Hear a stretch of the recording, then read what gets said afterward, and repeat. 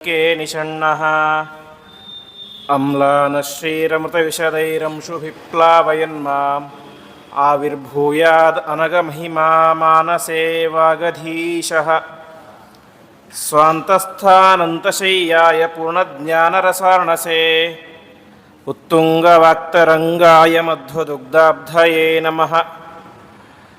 ಶ್ರೀಮತೋ ರಾಘವೇಂದ್ರಸ್ಯ ನಮಾಮಿ ಪದಪಂಕಜೇ ಕಾಮಿತಾಶೇಷಕಲ್ಯಾಣಕಲನಾಪಲ್ಪಪಾದಪೌ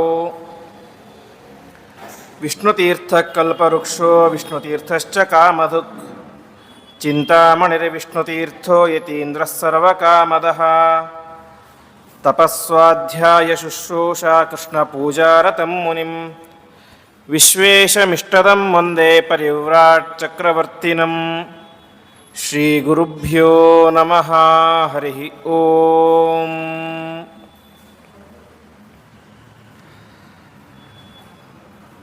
ರಾಘವೇಂದ್ರ ತೀರ್ಥರು ರಚನೆ ಮಾಡಿಕೊಟ್ಟಿರುವಂತಹ ರಾಮಚಾರಿತ್ರ್ಯ ಮಂಜರೆಯಲ್ಲಿ ನಿನ್ನೆ ನಾವು 2 ಶ್ಲೋಕಗಳ ಚಿಂತನೆಯನ್ನು ಮಾಡಿದ್ದೇವೆ. ರಾಮ ಹುಟ್ಟಿದಿಂದಾಗಿದ್ದ ಪ್ರಾರಂಭ ಮಾಡಿ ಮುಂದೆ ಅವನಿಗೆ ಯಾವ ಸೀತಾದೇವಿಯೊಟ್ಟಿಗೆ ದಿವ್ಯವಾದಂಥ ವಿವಾಹವಾಗುತ್ತೆ, ವಿವಾಹವಾಗಿ ತನ್ನ ರಾಜ್ಯಕ್ಕೆ ಅರ್ಥಾತ್ ಅಯೋಧ್ಯೆಗೆ ಬರಬೇಕಾದರೆ ಅಲ್ಲಿ ತನ್ನದೇ ಆದಂತಹ ಇನ್ನೊಂದು ರೂಪ ಪರಶುರಾಮ ರೂಪದೊಟ್ಟಿಗೆ ಯುದ್ಧ ಆಗಿ ಅಲ್ಲಿ ಪರಶುರಾಮ ದೇವರು ಸೋತಂತೆ ನಟಿಸ್ತಾರೆ. ಆವಾಗ ಅವರ ಶರೀರದಲ್ಲಿ ಇದ್ದಂತಹ ಯಾವ ಅತುಲ ಎಂಬಂತಹ ದೈತ್ಯ ಅವನು ಸಂಹಾರವಾಗ್ತಾನೆ. ಅನಂತರ ಇಬ್ಬರು ಕೂಡ ಅರಮನೆಗೆ ಬಂದು ಅನೇಕ ವರ್ಷಗಳ ಕಾಲ ವಾಸವಾಗಿ ಮುಂದೆ ಯಾವ ದಶರಥ ಒಂದು ತೀರ್ಮಾನವನ್ನು ಮಾಡ್ತಾನೆ, ರಾಮನಿಗೆ ಪಟ್ಟಾಭಿಷೇಕ ಮಾಡಬೇಕು ಅಂತ. ಈ ರೀತಿಯಾಗಿ ಮಾಡಬೇಕಾದ್ರೆ ತಾನೊಬ್ಬನೇ ನಿರ್ಧಾರ ತಗೊಳ್ಳೋದಿಲ್ಲ ಅಂತೆ. ರಾಜ್ಯದ ಪ್ರತಿಯೊಬ್ಬ ಪ್ರಜೆಯ ಅಭಿಪ್ರಾಯ ಏನಿದೆ ಅಂತ ತಿಳ್ಕೊಳ್ಳಿಕ್ಕೆ ಅಂತ ತಾನು ತನ್ನ ಸೈನಿಕರನ್ನು ಕಳಿಸ್ತಾನೆ. ಆವಾಗ ಸೈನಿಕರು ಹೇಳ್ತಾರೆ, ರಾಮ ರಾಜನಾದರೆ ನಮಗೆ ಇನ್ನೂ ತುಂಬ ಸಂತೋಷ ಅಂತ. ಇದರಿಂದ ದಶರಥ ಒಂದು ಮಾತನ್ನು ಹೇಳ್ತಾನೆ ಆ ಪ್ರಜೆಗಳ ಮುಂದೆ, ನಾನೇನು ಅಂದ್ಕೊಂಡಿದ್ದೆ ಅಂತ ಹೇಳಿದರೆ ರಾಮ ರಾಜನಾಗ್ತಾನೆ ಅಂತ ನಿಮಗೆ ಕೇಳಿದಾಗ ನಿಮಗೆ ತುಂಬ ಬೇಸರ ಆಗ್ತಿತ್ತು ಅಂತ ಅಂದ್ಕೊಂಡಿದ್ದೆ ಅಂತ. ಯಾಕೆಂದರೆ ನಾನು ದಶರಥ ತುಂಬ ಚೆನ್ನಾಗಿ ರಾಜ್ಯಭಾರವನ್ನು ಮಾಡ್ತಾ ಇದ್ದೇನೆ, 60,000 ವರ್ಷಗಳಿಂದಾಗಿ ನಿಮಗೆ ರಾಜ್ಯಭಾರ ಮಾಡ್ತಾ ಇದ್ದೇನೆ. ನೀವು ರಾಮ ರಾಜನಾಗ್ತಾನೆ ಅಂತ ಕೇಳಿದಾಗ ಖುಷಿ ಪಡ್ತಾ ಇರೋದು ನೋಡಿದರೆ ನಾನು ಸರಿಯಾಗಿ ರಾಜ್ಯಭಾರ ಮಾಡಿಲ್ಲ ಅಂತ ನನಗೆ ಅನ್ನಿಸ್ತಾ ಇದೆ ಅಂತ ಒಂದು ಮಾತನ್ನು ಹೇಳ್ತಾನೆ ದಶರಥ. ಆವಾಗ ಅಲ್ಲಿನ ಎಲ್ಲ ಪ್ರಜೆಗಳು ಕೂಡ ಹೇಳ್ತಾರೆ, ದಶರಥ ನೀನು ಅತ್ಯಂತ ಚೆನ್ನಾಗಿ ಪ್ರತಿಯೊಬ್ಬ ಪ್ರಜೆಗಳನ್ನು ಕೂಡ ನಿನ್ನ ಮಕ್ಕಳಂತೆ ಪ್ರೀತಿಯನ್ನು ನೋಡ್ಕೊಂಡಿದ್ದೀಯಾ, ನೀನು ಚೆನ್ನಾಗಿಯೇ ಆಡಳಿತ ಮಾಡಿದ್ದೀಯಾ. ಆದರೆ ರಾಮರಾಜನಾಗ್ತಾನೆ ಅಂತ ಕೇಳಿದಾಗ ಅದು ನಮ್ಮೆಲ್ಲರ ಕನಸು. ನಾವು ರಾಮ ಯಾವಾಗ ಹುಟ್ಟಿದಾಗಿಂದ ಪ್ರಾರಂಭ ಮಾಡಿ ರಾಮನಿಗೆ ಇಷ್ಟು ವರ್ಷ ಆಗುವ ತನಕ ಪ್ರತಿನಿತ್ಯವೂ ಕೂಡ ಪರಮಾತ್ಮನಿಗೆ ಪೂಜೆಯನ್ನು ಮಾಡುವಾಗ ವ್ರತವನ್ನು ಮಾಡುವಾಗ ಆಗಬೇಕು ಅಂತ ತುಂಬ ಪ್ರಾರ್ಥನೆ ಮಾಡಿದ್ವಿ. ಆದ್ದರಿಂದಾಗಿ ನಮಗೆ ರಾಮ ರಾಜ ಆಗ್ತಾ ಇರೋದಕ್ಕೆ ಸಂತೋಷ ಹೊರತು ನೀನು ಕೆಳಗೆ ಇಳಿಯೋದಕ್ಕೆ ಸಂತೋಷ ಅಲ್ಲ.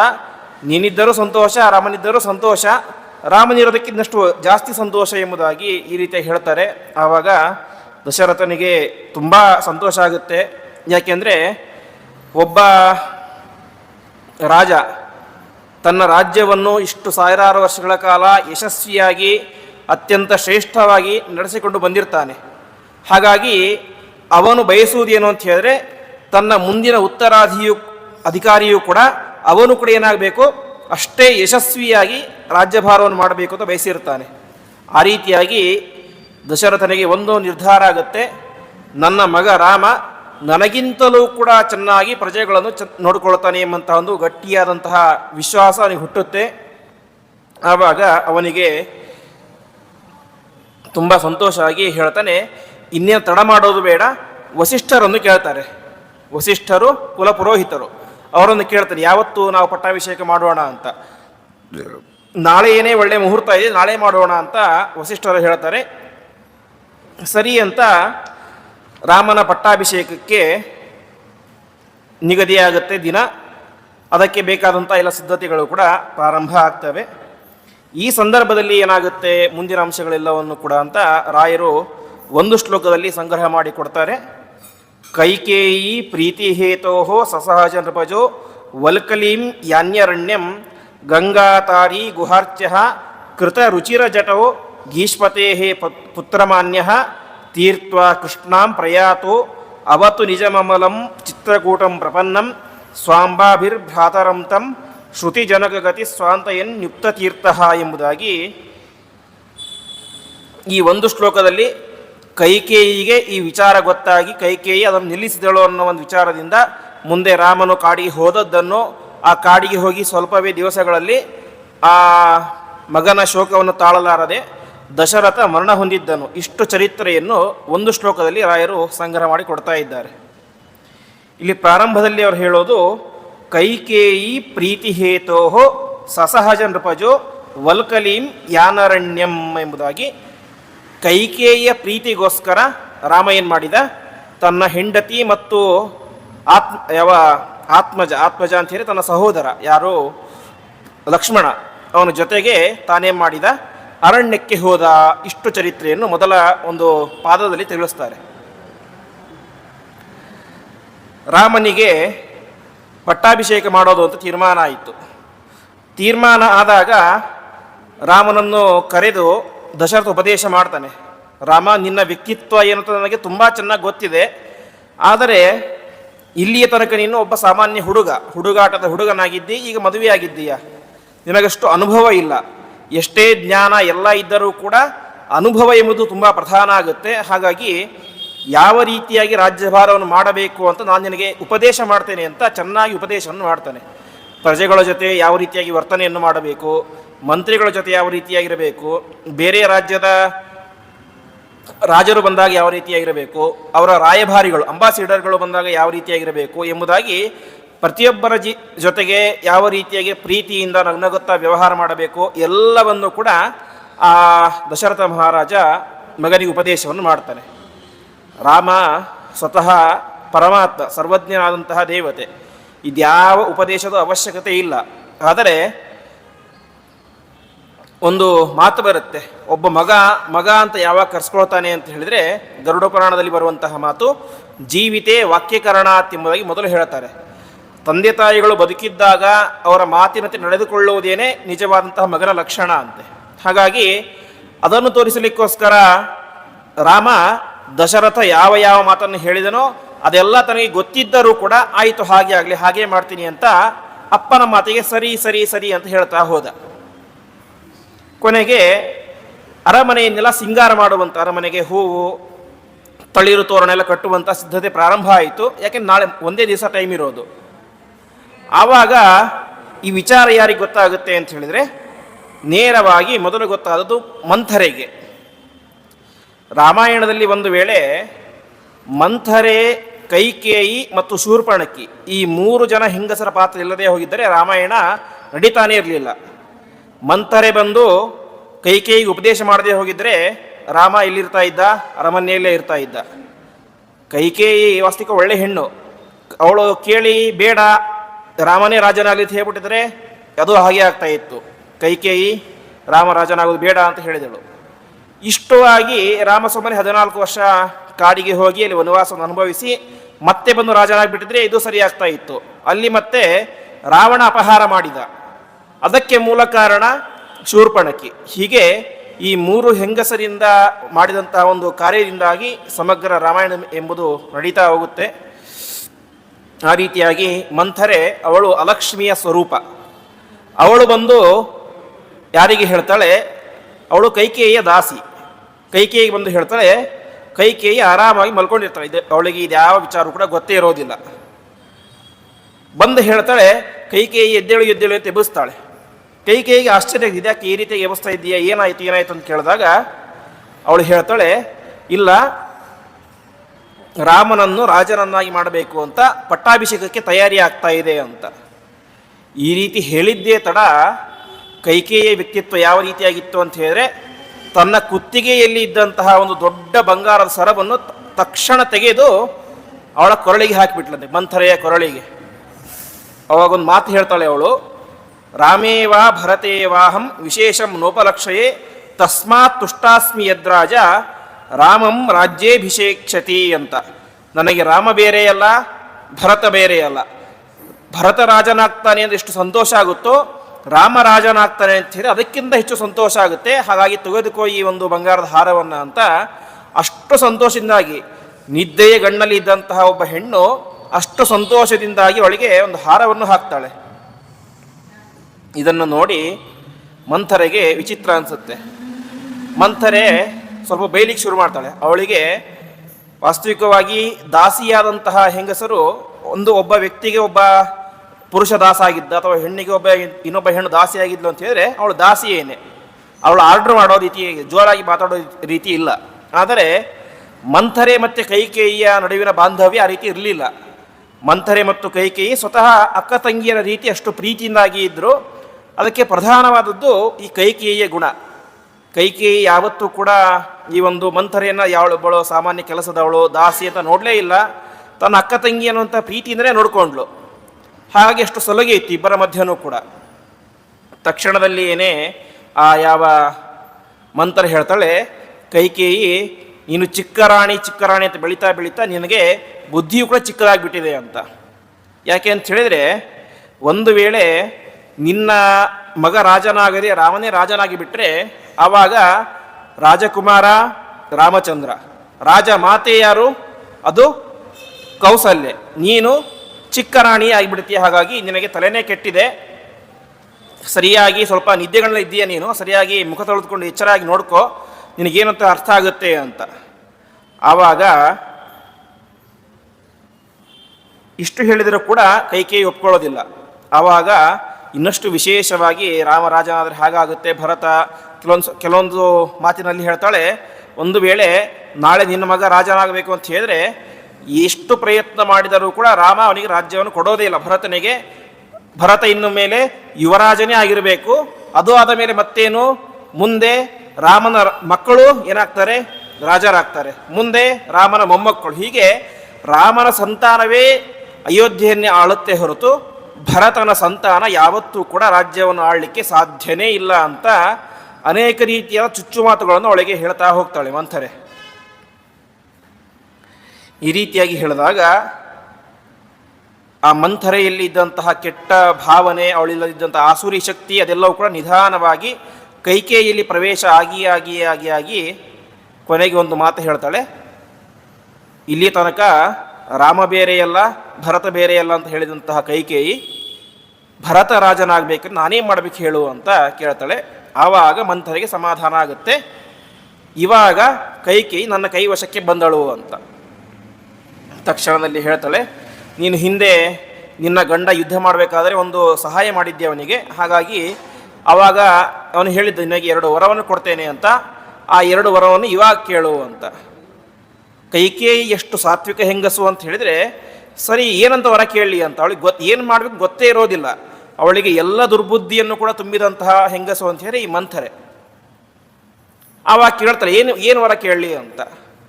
ಆವಾಗ ಅವಳು ಹೇಳ್ತಾಳೆ, 1 ವರ ಭರತರಾಜನಾಗಬೇಕು ಅಂತ, 2ನೇ ವರ ರಾಮ ಕಾಡಿಗೆ ಹೋಗಬೇಕು ಅಂತ. ಆವಾಗ ನೋಡಿ ಕೈಕೇಯಿ ಹೇಳ್ತಾಳೆ, ಅಲ್ಲ ಮಂಥರೆ, 2ನೇ ವರ ಯಾಕೆ ಬೇಕು ಅಂತ? ಭರತರಾಜನಾದರೆ ಸಾಕಲ್ಲ, ರಾಮ ಯಾಕೆ ಕಾಡಿಗೆ ಹೋಗಬೇಕು? ಪಾಪ ಆ ರಾಮ ತನ್ನ ತಾಯಿಯಾದಂತಹ ಕೌಸಲ್ಯನ ಎಷ್ಟು ಪ್ರೀತಿಯಿಂದ ನೋಡ್ಕೊಳ್ತಾನೋ ಅಷ್ಟೇ ಪ್ರೀತಿಯಿಂದ ನನ್ನನ್ನು ನೋಡ್ಕೊಳ್ತಾನೆ. ಹಾಗಾಗಿ ಪಾಪ ಆ ರಾಮ ಯಾಕೆ ಕಾಡಿಗೆ ಹೋಗಬೇಕು? ಭರತರಾಜನಾದರೆ ಸಾಕಲ್ವಾ ಅಂತ. ಆವಾಗ ಮಂಥರೆ ಹೇಳ್ತಾಳೆ, ನಿನಗಿನ್ನೂ ಬುದ್ಧಿ ಬಂದೇ ಇಲ್ಲ. ಒಂದು ವೇಳೆ ರಾಮ ರಾಜನಾಗದೇನೆ ಇಲ್ಲೇ ಇದ್ದುಬಿಟ್ರೆ ಆವಾಗ ಅವನಿಗೆ ಭರತನ ಮೇಲೆ ಸಿಟ್ಟು ಜಾಸ್ತಿ ಆಗುತ್ತೆ, ಕ್ರೋಧ ಜಾಸ್ತಿ ಆಗುತ್ತೆ. ಯಾಕೆ? ಪಟ್ಟಾಭಿಷೇಕ ನಿಶ್ಚಯ ಆಗಿರೋದು ರಾಮನಿಗೆ. ಅದನ್ನು ತಪ್ಪಿಸಿ ನಾವು ಒಂದು ವೇಳೆ ಭರತನಿಗೆ ಪಟ್ಟಾಭಿಷೇಕವನ್ನು ಮಾಡಿದರೆ ಆವಾಗ ಪ್ರಾರಂಭದಲ್ಲಿ ಎಲ್ಲವೂ ಚೆನ್ನಾಗೇ ಇರುತ್ತೆ. ಆದರೆ ರಾಮ ಯಾವಾಗ ಸಿಟ್ಟಿಗೇಳ್ತಾನೋ ಗೊತ್ತಿಲ್ಲ. ರಾಮ ಸಿಟ್ಟಿಗೇಳದೇ ಇದ್ದರೂ ಪರವಾಗಿಲ್ಲ, ರಾಮನ ಮೇಲೆ ತುಂಬ ಪ್ರೀತಿಯನ್ನು ಇಟ್ಟುಕೊಂಡಂತಹ ಪ್ರಜೆಗಳು ಸಿಟ್ಟಿಗೇಳ್ತಾರೆ ಅಂತ. ಯಾಕೆಂದರೆ ಅವಳಿಗೂ ಗೊತ್ತಿತ್ತು, ಮಂಥರೆಗೂ ಪ್ರಜೆಗಳ ಅಭಿಪ್ರಾಯ ಏನಿದೆ, ರಾಮನೇ ರಾಜನಾಗಬೇಕು ಅಂತ ಅವರ ಅಭಿಪ್ರಾಯ ಇದೆ. ಹಾಗಾಗಿ ಒಂದು ವೇಳೆ ರಾಮ ಸುಮ್ಮನಿದ್ದರೂ ಕೂಡ ಅವನ ಪ್ರಜೆಗಳು ಸುಮ್ಮನಿರಲಿಕ್ಕೆ ಸಾಧ್ಯನೇ ಇಲ್ಲ, ಭರತನನ್ನು ಹೊಡೆದು ಸಾಯಿಸಿಯೇ ಬಿಡಬಹುದು. ಹಾಗಾಗಿ ಇದೆಲ್ಲವೂ ಕೂಡ ಆಗಬಾರದು, ಎಲ್ಲವೂ ಸುಸೂತ್ರವಾಗಿ ಚೆನ್ನಾಗಿ ಆಗಬೇಕು ಅಂತ ಹೇಳಿದರೆ ರಾಮ ಕಾಡಿಗೆ ಹೋಗಲೇಬೇಕು ಎಂಬುದಾಗಿ ಅವಳಿಗೆ ಉಪದೇಶವನ್ನು ಮಾಡ್ತಾಳೆ. ಸರಿ ಅಂತ ಒಪ್ಕೊಳ್ತಾಳೆ. ನೇರವಾಗಿ ತಾನು ಯಾವ ದಶರಥ ಮಹಾರಾಜನ ಅಂತಃಪುರಕ್ಕೆ ಹೋಗ್ತಾಳೆ. ಅಲ್ಲಿ ಹೋಗಿ ಈ ರೀತಿಯಾಗಿ ಅವನ ಹತ್ತಿರ ತುಂಬ ಚೆನ್ನಾಗಿ ಮಾತಾಡಿ ಕೊನೆಗೆ ಕೇಳ್ತಾಳೆ, ಯಾಕೆ ಇವತ್ತು ಇಷ್ಟೊಂದು ನಾನು ಪುಸಲಾಯಿಸ್ತಾ ಇದ್ದೀಯ, ಏನು ಕಾರಣ ಅಂತ. ಏನಿಲ್ಲ, ನೀನು 2 ವರ ಕೊಡ್ತೀನಿ ಅಂತ ಹೇಳಿದ್ದೆ, ಇವತ್ತು ಕೇಳ್ತಾ ಇದ್ದೀನಿ ಅಂತ. ಅದಕ್ಕೆ ದಶರಥ ಹೇಳ್ತಾನೆ, ಇವಾಗ ಯಾಕೆ, ಇವಾಗ ನಾಳೆನೇ ರಾಮನ ಪಟ್ಟಾಭಿಷೇಕ ಇದೆ, ಸ್ವಲ್ಪ ಅವಸರದಲ್ಲಿದ್ದೇನೆ, ಮುಂದೆ ಯಾವಾಗಾದರೂ ಕೇಳು ಅಂತ. ಕೈಕೇಯಿ ಹೇಳ್ತಾಳೆ, ಇಲ್ಲ ಇಲ್ಲ ಇವತ್ತೇ ಕೇಳಬೇಕು ಅಂತ. ಸರಿ ಕೊಡೋಣ, ಅದಕ್ಕೇನಾಗಿದೆ ಅಂತ ಕೇಳ್ತಾಳೆ. ಆವಾಗ ಕೈಕೇಯಿ ಹೇಳ್ತಾಳೆ, ಮೊದಲ ವರ ದಶರಥ ಯಾವ ಭರತ ರಾಜನಾಗಬೇಕು, 2ನೇ ವರ ರಾಮ ಕಾಡಿಗೆ ಹೋಗಬೇಕು ಅಂತ. ಈ ರೀತಿಯಾಗಿ ಕೇಳಿದಾಗ ದಶರಥನಿಗೆ ಸ್ವಲ್ಪ ಸಿಟ್ಟು ಬರುತ್ತೆ. ಏನು ಮಾತಾಡ್ತಾ ಇದ್ದೀನಿ, ತಲೆಗೆ ಏನಾದ್ರು ಕೆಟ್ಟಿದೆಯಾ, ಈ ರೀತಿಯಾಗಿ ಯಾಕೆ ಮಾತಾಡ್ತಾ ಇದ್ದೀಯಾ, ನಾಳೆ ಬೆಳಗಾದರೆ ರಾಮನಿಗೆ ಪಟ್ಟಾಭಿಷೇಕ, ಹಾಗಾಗಿ ಸುಮ್ಮನೆ ತಮಾಷೆ ಮಾಡಬೇಡ, ಹೋಗು ಅಂತ ಹೇಳ್ತಾನೆ. ಆವಾಗ ಕೈಕೇಯಿ ಸ್ವಲ್ಪ ಉಗ್ರವಾಗಿ ಸಿಟ್ಟಾಗಿ ಹೇಳ್ತಾಳೆ, ಸಾಧ್ಯವೇ ಇಲ್ಲ, ನೀವು ವರವನ್ನು ಕೊಡ್ತೀನಿ ಅಂತ ಹೇಳಿದ್ದೀರಿ, ಹಾಗಾಗಿ ಈ 2 ವರವನ್ನು ಕೊಡಲೇಬೇಕು ಅಂತ. ಕೊನೆಗೆ ದಶರಥ ಮಹಾರಾಜ ಯಾವ ಪರಿಸ್ಥಿತಿಗೆ ಬರ್ತಾನೆ ಅಂತ ಹೇಳಿದರೆ, ಅಂಜಲಿಂ ಕುರ್ಮಿ ಕೈಕೇಯಿ ಪಾದೋಚಾಪಿ ಸ್ಪೃಶಾಮಿತೆ ಅಂತ, ನಿನ್ನ ಪಾದಗಳನ್ನು ಮುಟ್ಟಿ ನಮಸ್ಕಾರ ಮಾಡ್ತೇನೆ, ದಯವಿಟ್ಟು ಈ ರೀತಿ ಮಾತನಾಡಬೇಡ ಅಂತ. ಗಂಡನಾದಂಥವ್ರು ಹೆಂಡತಿಗೆ ಕಾಲು ಮುಟ್ಟಿ ನಮಸ್ಕಾರ ಮಾಡ್ತೇನೆ, ದಯವಿಟ್ಟು ಈ ರೀತಿಯಾಗಿ ಹೇಳಬೇಡ ಅಂತ ಹೇಳಿದರೂ ಕೂಡ ಕೈಕೇಯಿ ಕರಗೋದೇ ಇಲ್ಲ. ಕೊನೆಗೆ ಅವನು ಹೋಗೋದು ಅಂತ ತೀರ್ಮಾನ ಆಗುತ್ತೆ. ತೀರ್ಮಾನ ಆಗಿ ರಾಮನನ್ನು ಕರೆದು ಯಾವ ದಶರಥ ಮಹಾರಾಜ ಹೇಳ್ತಾನೆ. ಅಲ್ಲಿ ಇಬ್ಬರು ಇರ್ತಾರೆ, ದಶರಥನು ಇರ್ತಾನೆ, ಕೈಕೇಯಿ ಇರ್ತಾಳೆ. ರಾಮ, ಹೀಗೆ ನಿನ್ನ ಕಾಡಿಗೆ ಹೋಗಬೇಕು, ಯಾಕೆಂದರೆ ನಿನ್ನ ತಾಯಿ 2 ವರವನ್ನು ಕೇಳಿದ್ದಾಳೆ, ಕೈಕೇಯಿ 2 ವರವನ್ನು ಕೇಳಿದ್ದಾಳೆ ಅಂತ ಎಲ್ಲ ಹೇಳ್ತಾನೆ. ಆವಾಗ ರಾಮ ಮೊದಲು ಹೇಳುವಂತಹ ಮಾತು ಏನು ಅಂತ ಹೇಳಿದರೆ, ಅಮ್ಮ ನಿನ್ನ ನೋಡಿದ ನನಗೆ ತುಂಬ ಬೇಜಾರಾಗುತ್ತೆ ಅಂತ. ಯಾಕೆ ಅಂತ ಹೇಳಿದರೆ, ನೀನು ನನ್ನನ್ನು ಕಾಡಿಗೆ ಹೋಗಲಿಕ್ಕೆ ಹೇಳಿದಕ್ಕೆ ಬೇಜಾರಿಲ್ಲ, ಅದಕ್ಕೋಸ್ಕರ ನಿನ್ನ 2 ಅಮೂಲ್ಯವಾದಂತಹ ವರಗಳನ್ನು ವೇಸ್ಟ್ ಮಾಡ್ಕೊಂಡ್ಬಿಟ್ಟೆಲ್ಲ ಅಂತ. ನೀನು ನೇರವಾಗಿ ನನ್ನ ಹತ್ತಿರ ಬಂದು, ರಾಮ ನೀ ಕಾಡಿಗೆ ಹೋಗಬೇಕು, ಭರತ ರಾಜನಾಗ್ತಾನೆ ಅಂತ ಕೇಳಿಬಿಟ್ಟಿದ್ರೆ ನಾನು ಆರಾಮಾಗಿ ಹೋಗ್ತಾ ಇದ್ದೆ. ಅದಕ್ಕೋಸ್ಕರ ನೀನು ತುಂಬ ಕಷ್ಟಪಟ್ಟು ಸಂಪಾದನೆ ಮಾಡಿದಂತಹ 2 ವರಗಳನ್ನು ವ್ಯರ್ಥ ಮಾಡಿಕೊಂಡ್ಬಿಟ್ಟಿಲ್ಲ, ನನಗೆ ತುಂಬ ಬೇಜಾರಾಯಿತು ಅಂತ ಹೇಳ್ತಾರೆ. ಇದು ರಾಮನ ವ್ಯಕ್ತಿತ್ವ. ತನ್ನ ಮಲತಾಯಿಯಾದಂತಹ ಕೈಕೇಯಿ ಕಾಡಿಗೆ ಹೋಗುವಂತ ಹೇಳಿದಾಗ ಅಷ್ಟೇ ನಗುತ್ತಾ ಪಟ್ಟಾಭಿಷೇಕ ಆಗುತ್ತೆ ಅನ್ನುವಾಗ ರಾಮನ ಮುಖದಲ್ಲಿ ಯಾವ ರೀತಿಯಾದಂತಹ ನಗು ಇತ್ತೋ ಅದೇ ರೀತಿಯಾದಂತಹ ಮಂದಹಾಸ ದಶರಥ ಕರೆದು ಕಾಡಿಗೆ ಹೋಗುವಂತ ಹೇಳಿದಾಗಲೂ ಕೂಡ ಅದೇ ರೀತಿಯಾದಂತಹ ಮಂದಹಾಸ ಇತ್ತು ಎಂಬುದಾಗಿ ವಾಲ್ಮೀಕಿಗಳು ತಿಳಿಸ್ತಾರೆ. ಸರಿ, ಇಷ್ಟೆಲ್ಲ ಆಯಿತು. ಈ ವಿಚಾರ ಯಾರಿಗೆ ಗೊತ್ತಾಯಿತು? ಕೌಸಲ್ಯ ಗೊತ್ತಾಯಿತು. ಕೌಸಲ್ಯ ಜೋರಾಗಿ ಅಳ್ತಾ ಬರ್ತಾಳೆ.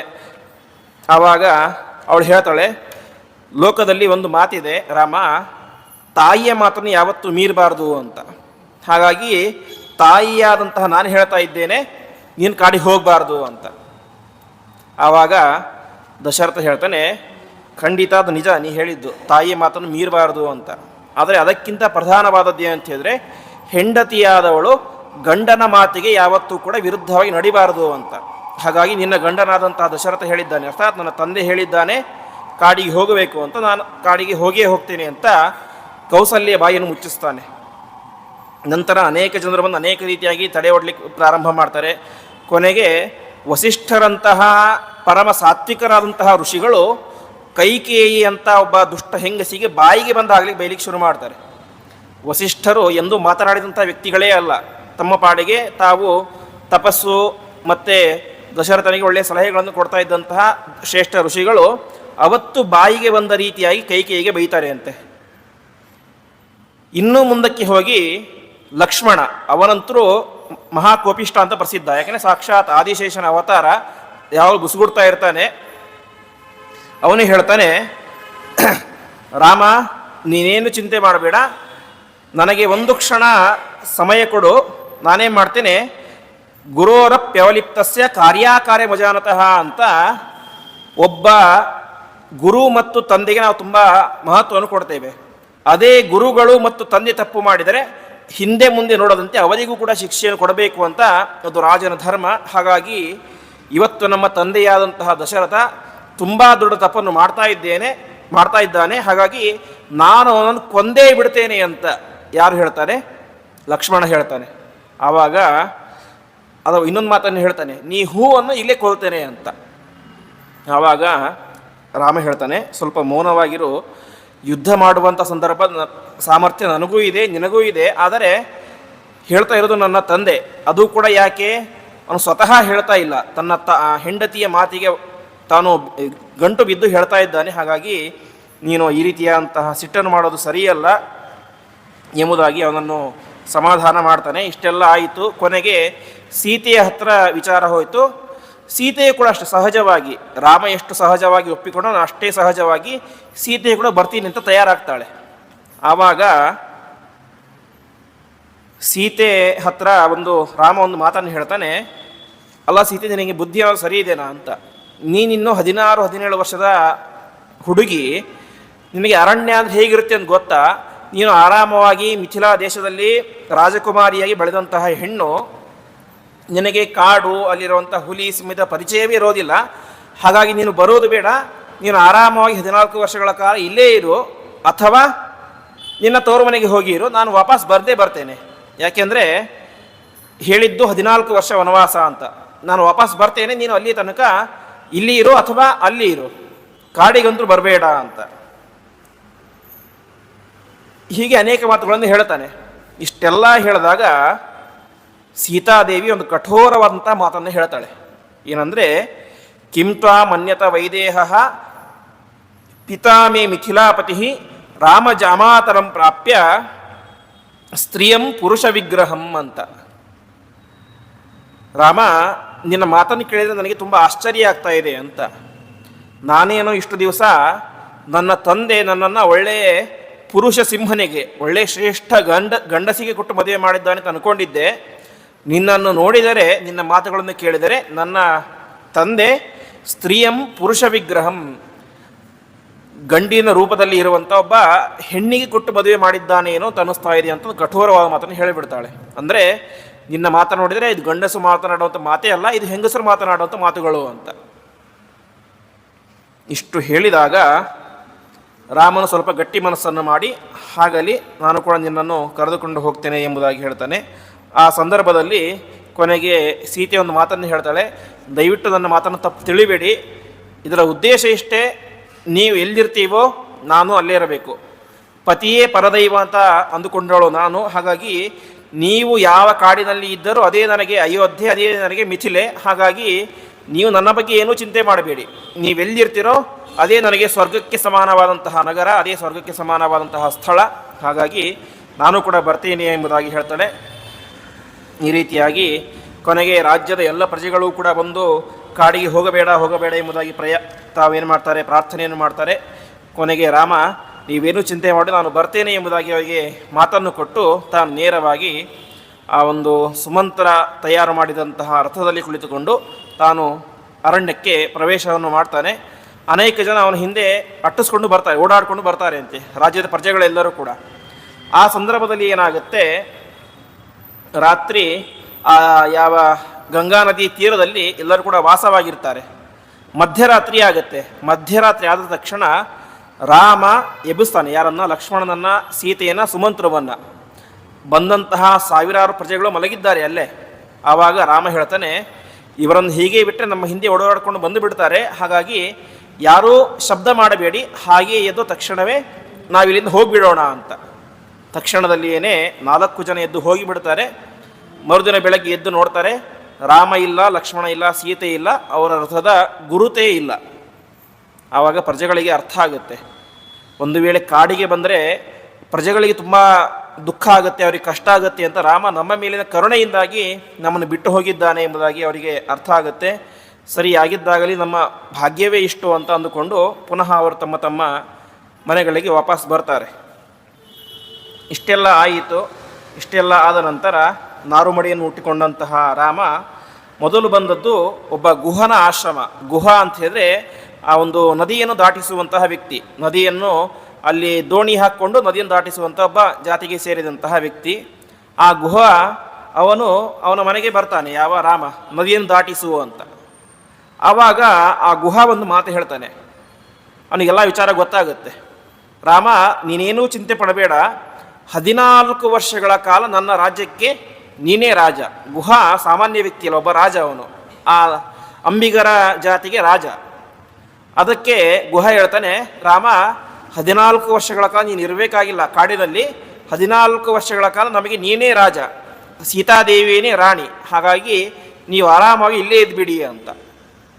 ಆವಾಗ ರಾಮ ಹೇಳ್ತಾನೆ, ನನ್ನಪ್ಪ ನನಗೆ ಹೇಳಿದ್ದು ಅಯೋಧ್ಯೆಯಲ್ಲಿ ಇರಬೇಡ ಅಂತ ಮಾತ್ರ ಹೇಳಿಲ್ಲ, ವನವಾಸವನ್ನು ಮಾಡು ಅಂತ ಹೇಳಿದ್ದಾನೆ, ಕಾಡಿನಲ್ಲಿ ಇರು ಅಂತ ಹೇಳಿದ್ದಾನೆ. ಹಾಗಾಗಿ ನಾನು ರಾಜನಾಗಿರಲಿಕ್ಕೆ ಸಾಧ್ಯ ಇಲ್ಲ, ನಾನು ಕಾಡಿನಲ್ಲಿಯೇ ವಾಸವಾಗಿರ್ತೇನೆ ಎಂಬುದಾಗಿ ಹೇಳ್ತಾನೆ.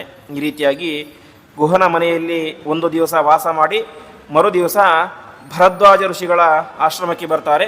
ಅಲ್ಲಿಂದ ಭರದ್ವಾಜ ಋಷಿಗಳ ಆಶ್ರಮ ಅಂತ ಹೇಳಿದ್ರೆ ಇಂದಿನ ಪ್ರಯಾಗರಾಜ. ಇವತ್ತು ಪ್ರಯಾಗರಾಜಕ್ಕೆ ಹೋದಾಗ ಅಲ್ಲಿ ನಮಗೆ ಒಂದು ಆಶ್ರಮ ಅಂತ ತೋರಿಸ್ತಾರೆ, ಭರದ್ವಾಜ ಋಷಿಗಳ ಆಶ್ರಮ ಅಂತ.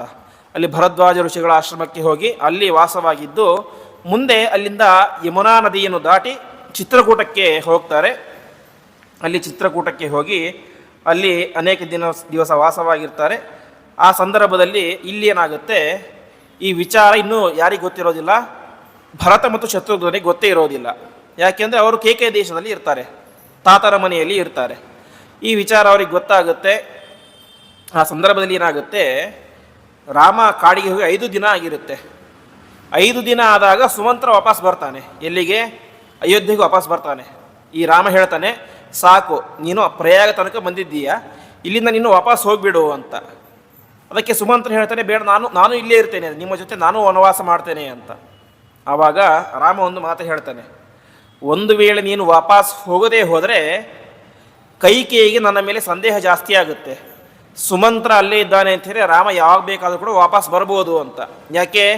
ನೀನೊಬ್ಬ ಸಾರಥಿ, ಒಬ್ಬ ಮಂತ್ರಿ, ನಿನ್ನ ಹತ್ರ ರಥ ಇದೆ, ಹಾಗಾಗಿ ರಾಮ ಯಾವಾಗ ಬೇಕಾದರೂ ವಾಪಸ್ ಬರ್ಬೋದು ಅಂತ ಅವಳಿಗೆ ಆಸೆ ಮನಸ್ಸಲ್ಲಿ ಉಂಟಾಗುತ್ತೆ. ಹಾಗಾಗಿ ನೀನು ಖಾಲಿ ರಥದಿಂದಾಗಿ ಹೋದರೆ ಕೈಕೇಯಿಗೆ ನಿಶ್ಚಯ ಆಗುತ್ತೆ, ರಾಮ ಇನ್ನು ಮುಂದೆ ವಾಪಸ್ ಬರೋದಿಲ್ಲ ಅಂತ. ಸರಿ ಅಂತ ಸುಮಂತ್ರ ತಾನು ಮತ್ತು ರಥ ಇದರ ಜೊತೆಗೆ ಅಯೋಧ್ಯೆಗೆ ಬರ್ತಾನೆ. ರಥದ ಶಬ್ದ ದಶರಥನಿಗೆ ಕೇಳಿಸುತ್ತೆ. ಕೆಳಗೆ ಬಂದು ನೋಡ್ತಾನೆ, ರಾಮ ಬಂದ ಅಂತ. ರಾಮ ಇಲ್ಲ, ಬಂದವನು ಸುಮಂತ್ರ ಒಬ್ಬನೇ. ತಕ್ಷಣದಲ್ಲಿ ಏನೇ ಕುಸಿದು ಬಿದ್ದು ತನ್ನ ಪ್ರಾಣತ್ಯಾಗವನ್ನು ಮಾಡಿಬಿಡ್ತಾನೆ ದಶರಥ ಮಹಾರಾಜ. ಅವನು ಸಾಯುವ ತನಕ, ರಾಮ ಯಾವತ್ತು ಕಾಡಿಗೆ ಹೋದನು ಅಲ್ಲಿಂದ 5-6 ದಿವಸಗಳ ಕಾಲ ನಿರಂತರವಾಗಿ ಬಾಯಲ್ಲಿ ರಾಮ ರಾಮ ರಾಮ ರಾಮ ಅಂತ ಅವನು ರಾಮಸ್ಮರಣೆಯನ್ನು ಮಾಡ್ತಾ ಇದ್ದ ದಶರಥ ಮಹಾರಾಜ. ಕೊನೆಗೆ ಅವನ ಅಂತಿಮ ಸಂಸ್ಕಾರಾದಿಗಳನ್ನು ಮಾಡಬೇಕು. ರಾಮಲಕ್ಷ್ಮಣರು ರಾಜ್ಯದಲ್ಲಿ ಇಲ್ಲ, ಇಲ್ಲಿ ಇದ್ದಾರೋ ಗೊತ್ತಿಲ್ಲ, ಕಾಡಲ್ಲಿ ಇದ್ದಾರೆ. ಈ ಕಡೆ ಭರತ ಮತ್ತು ಶತ್ರುಘ್ನ ಕೈಕೇಯ ದೇಶದಲ್ಲಿ ಇದ್ದಾರೆ. ಅವರನ್ನು ಕರೆಸ್ತಾರೆ. ಕರೆಸಿ ವಿಚಾರ ಎಲ್ಲ ಗೊತ್ತಾಗುತ್ತೆ. ಅದರಲ್ಲಿ ತುಂಬ ರೋಚಕವಾದ ಸನ್ನಿವೇಶ ಇದೆ. ಆ ಭರತ ತನ್ನ ತಾಯಿಗೆ ಬೈಯುವಂತಹ ಮಾತುಗಳು ತುಂಬ ಚೆನ್ನಾಗಿದೆ. ಅದು ವಾಸ್ತವಿಕವಾಗಿ ತಪ್ಪು ಮಾಡಿದರೆ ತನ್ನ ತಾಯಿಯನ್ನು ಬಿಡಬಾರದು ಎಂಬುದಾಗಿ ಭರತ ತುಂಬ ಚೆನ್ನಾಗಿ ಲೋಕಕ್ಕೆ ಉಪದೇಶವನ್ನೆಲ್ಲ ಮಾಡ್ತಾನೆ.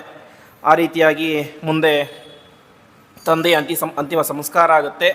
ಅಂತಿಮ ಸಂಸ್ಕಾರ ಆದ ತಕ್ಷಣ ಭರತ ಹೇಳ್ತಾನೆ, ನಾನು ಅರಮನೆಯ ಒಳಗಡೆ ಕಾಲಿಡೋದಿಲ್ಲ, ರಾಜ ಅಂತ ಆದರೆ ಅದು ಯಾರಾಗಬೇಕು? ರಾಮನೇ ಆಗಬೇಕು ಅಂತ ನೇರವಾಗಿ ತಾನು ಎಲ್ಲರೂ ಕೂಡ ಸೇರಿಕೊಂಡು ಕಾಡಿಗೆ ಹೊರಟು ಬಿಡ್ತಾರೆ, ಅರಣ್ಯಕ್ಕೆ ಹೊರಟು ಬಿಡ್ತಾರೆ. ರಾಮ ಎಲ್ಲಿದ್ದಾನೆ ನೋಡ್ಕೊಂಡು ಬರೋಣ ಅಂತ. ಕೊನೆಗೆ ಕೈಕೇಯಿಯೂ ಬರ್ತಾಳಂತೆ. ಯಾಕೆ ಅವಳು ಹೇಳ್ತಾನೆ, ನೀನು ಯಾಕೆ ಬರ್ತಿದ್ಯಾ, ನೀನು ಬರಬೇಡ ಹೋಗು ಅಂತ ಭರತ ಬೈತಾನೆ.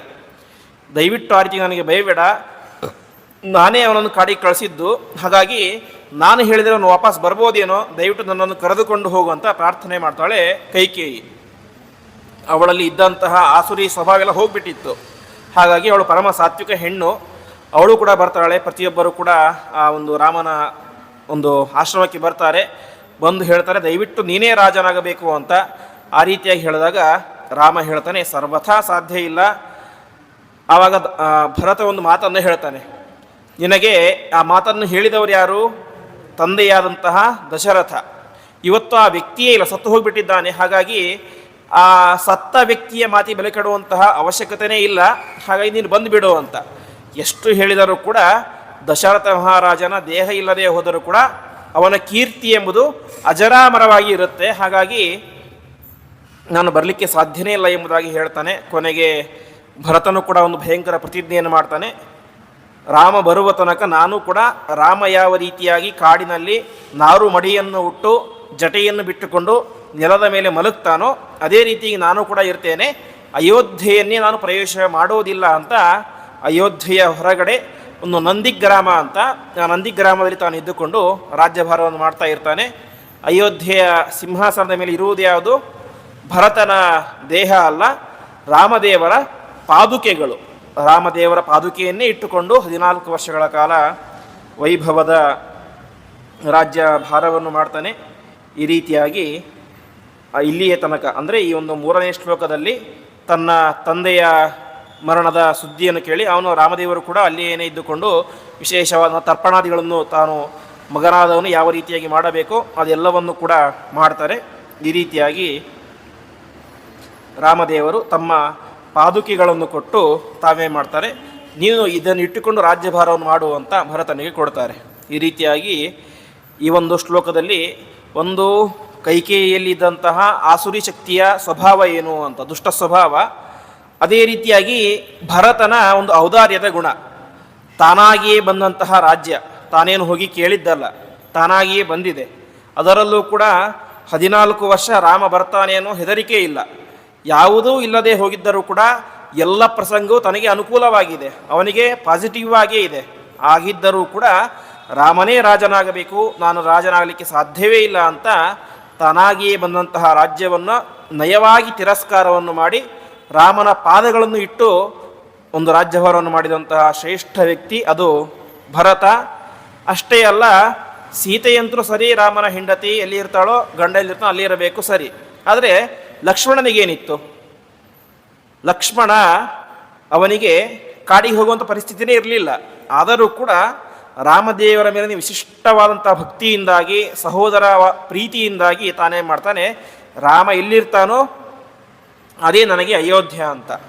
ಇನ್ನೊಂದು ಮಾತು ಹೇಳ್ತಾರೆ, ಸುಮಿತ್ರೆ ಲಕ್ಷ್ಮಣನ ತಾಯಿ, ಲಕ್ಷ್ಮಣ ಕಾಡಿಗೆ ಹೊರಟಾಗ ಒಂದು ಮಾತನ್ನು ಹೇಳ್ತಾಳೆ, ಲಕ್ಷ್ಮಣ ಇವತ್ತಿನಿಂದ ರಾಮಚಂದ್ರನೇ ನಿನಗೆ ದಶರಥ, ಅಂದರೆ ರಾಮನೇ ನಿನಗೆ ತಂದೆ, ಸೀತೆಯೇ ನಿನಗೆ ಸುಮಿತ್ರೆ, ಸೀತೆಯೇ ನಿನಗೆ ತಾಯಿ, ಅರಣ್ಯವೇ ನಿನಗೆ ಅಯೋಧ್ಯೆ. ಹಾಗಾಗಿ ಅಲ್ಲಿ ಇದ್ದುಕೊಂಡು ರಾಮನಿಗೆ ಕಿಂಚಿತ್ತೂ ತೊಂದರೆಯಾಗದಂತೆ ಅವನನ್ನು ರಕ್ಷಣೆ ಮಾಡಬೇಕು, ನೀನು ಅವನ ಸೇವಕ ಎಂಬುದಾಗಿ ಮಾತನ್ನು ಹೇಳಿ ಕಳಿಸ್ತಾಳೆ ಕೌಸಲ್ಯೆ.